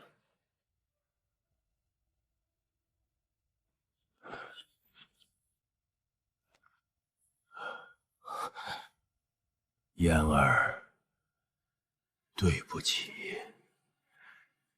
当年是朕无能，朕保不住你父亲，让你在这世上受了10年的苦。家父当年是自愿赴死，为国尽忠。陛下当年暗中派人救下微臣，更是有活命之恩。臣不怪你。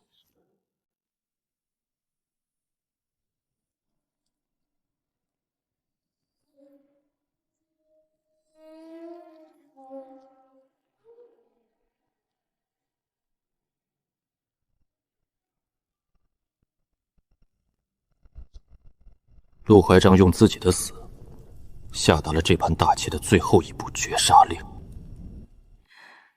这天下还远远没有到真正太平的时候。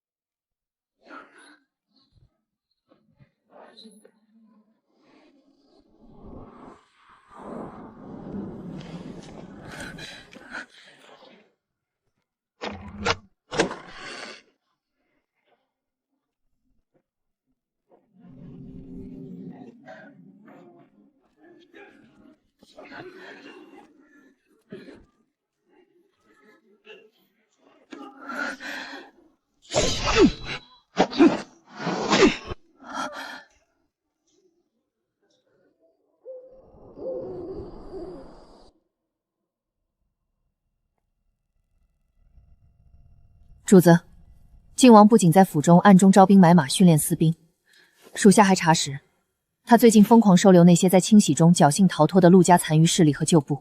这几封密信证实，他与平陆、河东等外地3个手握重兵的节度使一直保持着极其密切的来往。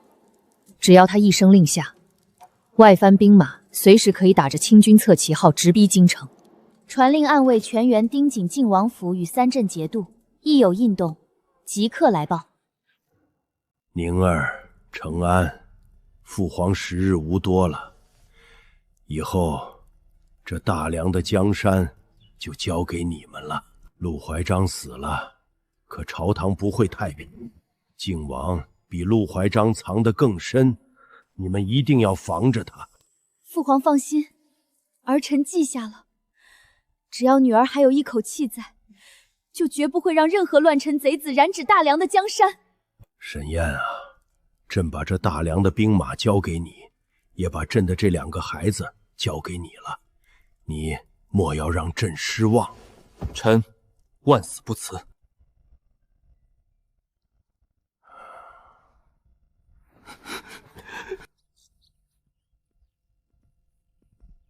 承安，国事虽重，也要保重身子。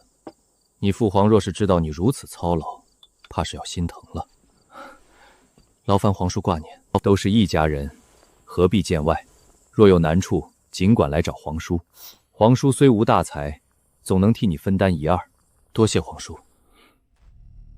先把抻汤喝了，别累坏了身子。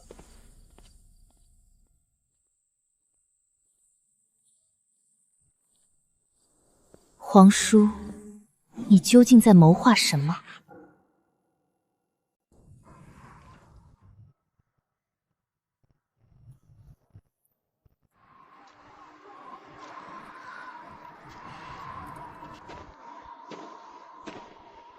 公主，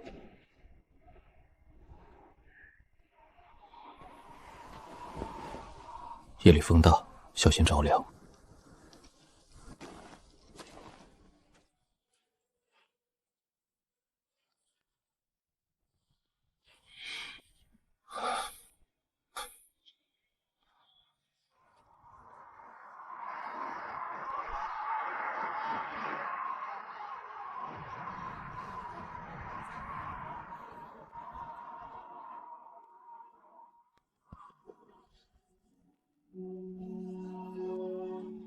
这是我母亲生前最喜爱的一支发簪，当年镇北侯府满门抄斩，亲叔带我逃出密道时，只来得及带出这一样遗物。母亲曾说过，这支簪子将来是要留给沈家未过门的媳妇的。公主，我知道你背负了太多，前路凶险，靖王必定会掀起比陆怀章更可怕的风暴。但无论未来这京城的天怎么变，我都想站在你身边，名正言顺地护着你。这支簪子，我想送给你。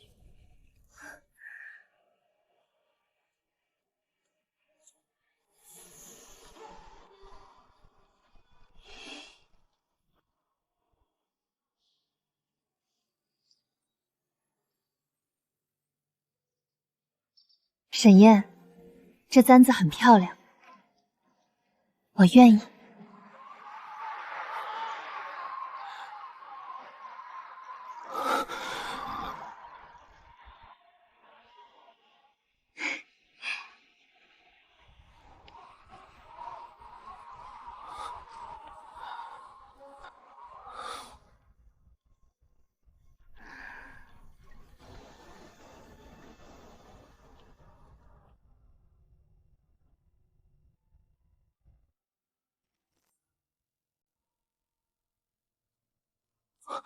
听请死士汇报。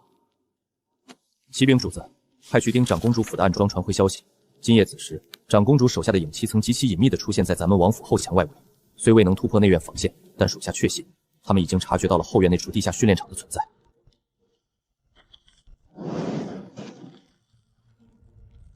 哼，陆怀章那个废物谋划半辈子，最后竟然栽在一个小丫头片子手里。本王原本还以为萧家的人都是些只知道享乐的草包。昭宁啊昭宁，你果然很聪明，连本王隐藏了10年的底牌都能被你嗅出味道来。不过你发现的太晚了，皇兄已经快咽气了，沈燕手里的兵马又远在北境，这京城内外，本王已经拿捏得死死的。游戏才刚刚开始。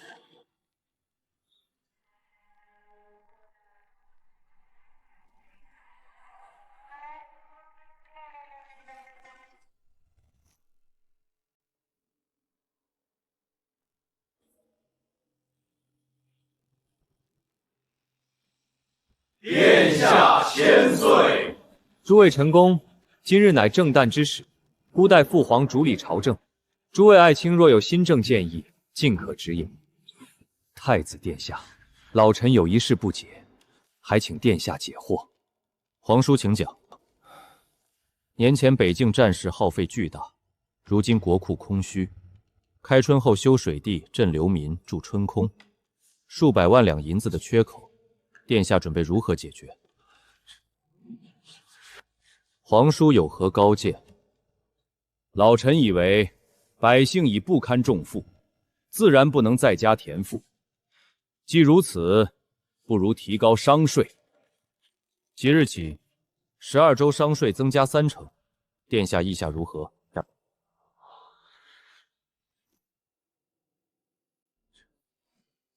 皇叔这算盘打得确实响亮，只可惜算计的全是些杀鸡取卵的亡国之账。皇叔错了，商税涨了，伤的不是商贾，而是天下百姓。商人会把税银摊进货架，到那时受苦的还是百姓。国库或许能暂时充盈，可大梁的根基却会被彻底掏空。皇叔这哪里是在替太子分忧，这分明是要挖空大梁的根基，逼得天下大乱。既然长公主反对，那你说银子从哪儿来？很简单，开源节流，先节流。皇家与6部率先削减开支，能省的钱1两也不浪费。再开源，减轻赋税，鼓励农商，让百姓敢种地，让商人敢做生意。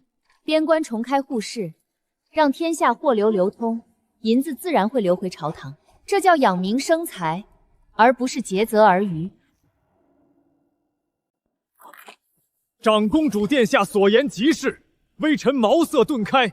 轻徭薄赋，重开户市，此乃真正的强国之策呀！殿下大才。臣附议，臣附议。俺不懂朝堂上的弯弯绕绕，但俺知道，边关将士拼命守国门，不是为了让百姓多交税。皇叔，您这主意可不地道。王将军虽是粗人，但话糙理不糙。皇叔，看来您的提议并不合大梁的民情。这国库和开吹新政之事，便按长公主所言，户部尽快拟个章程上来吧。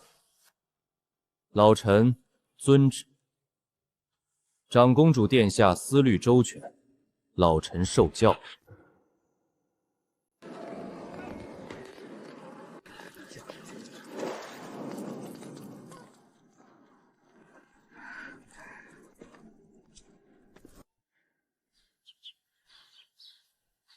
今日在朝堂上，你那一手放水养鱼的过策，镇住了所有人。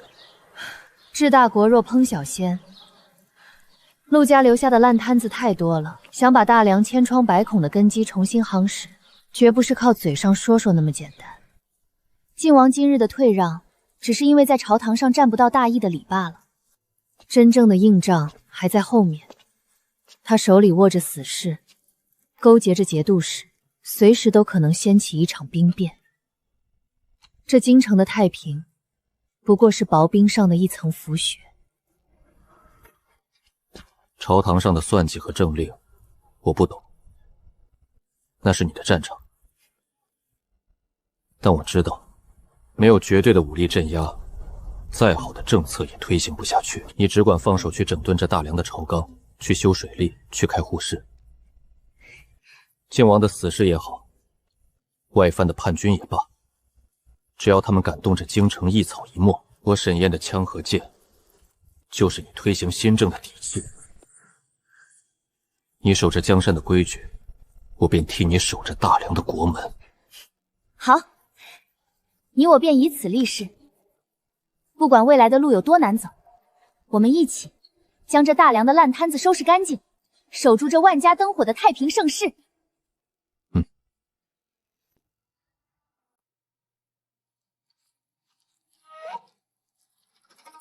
王爷，今日朝堂上的消息，想必您已经听说了。萧昭宁那般张狂，不仅驳了您的面子，还要免除赋税，重开户市。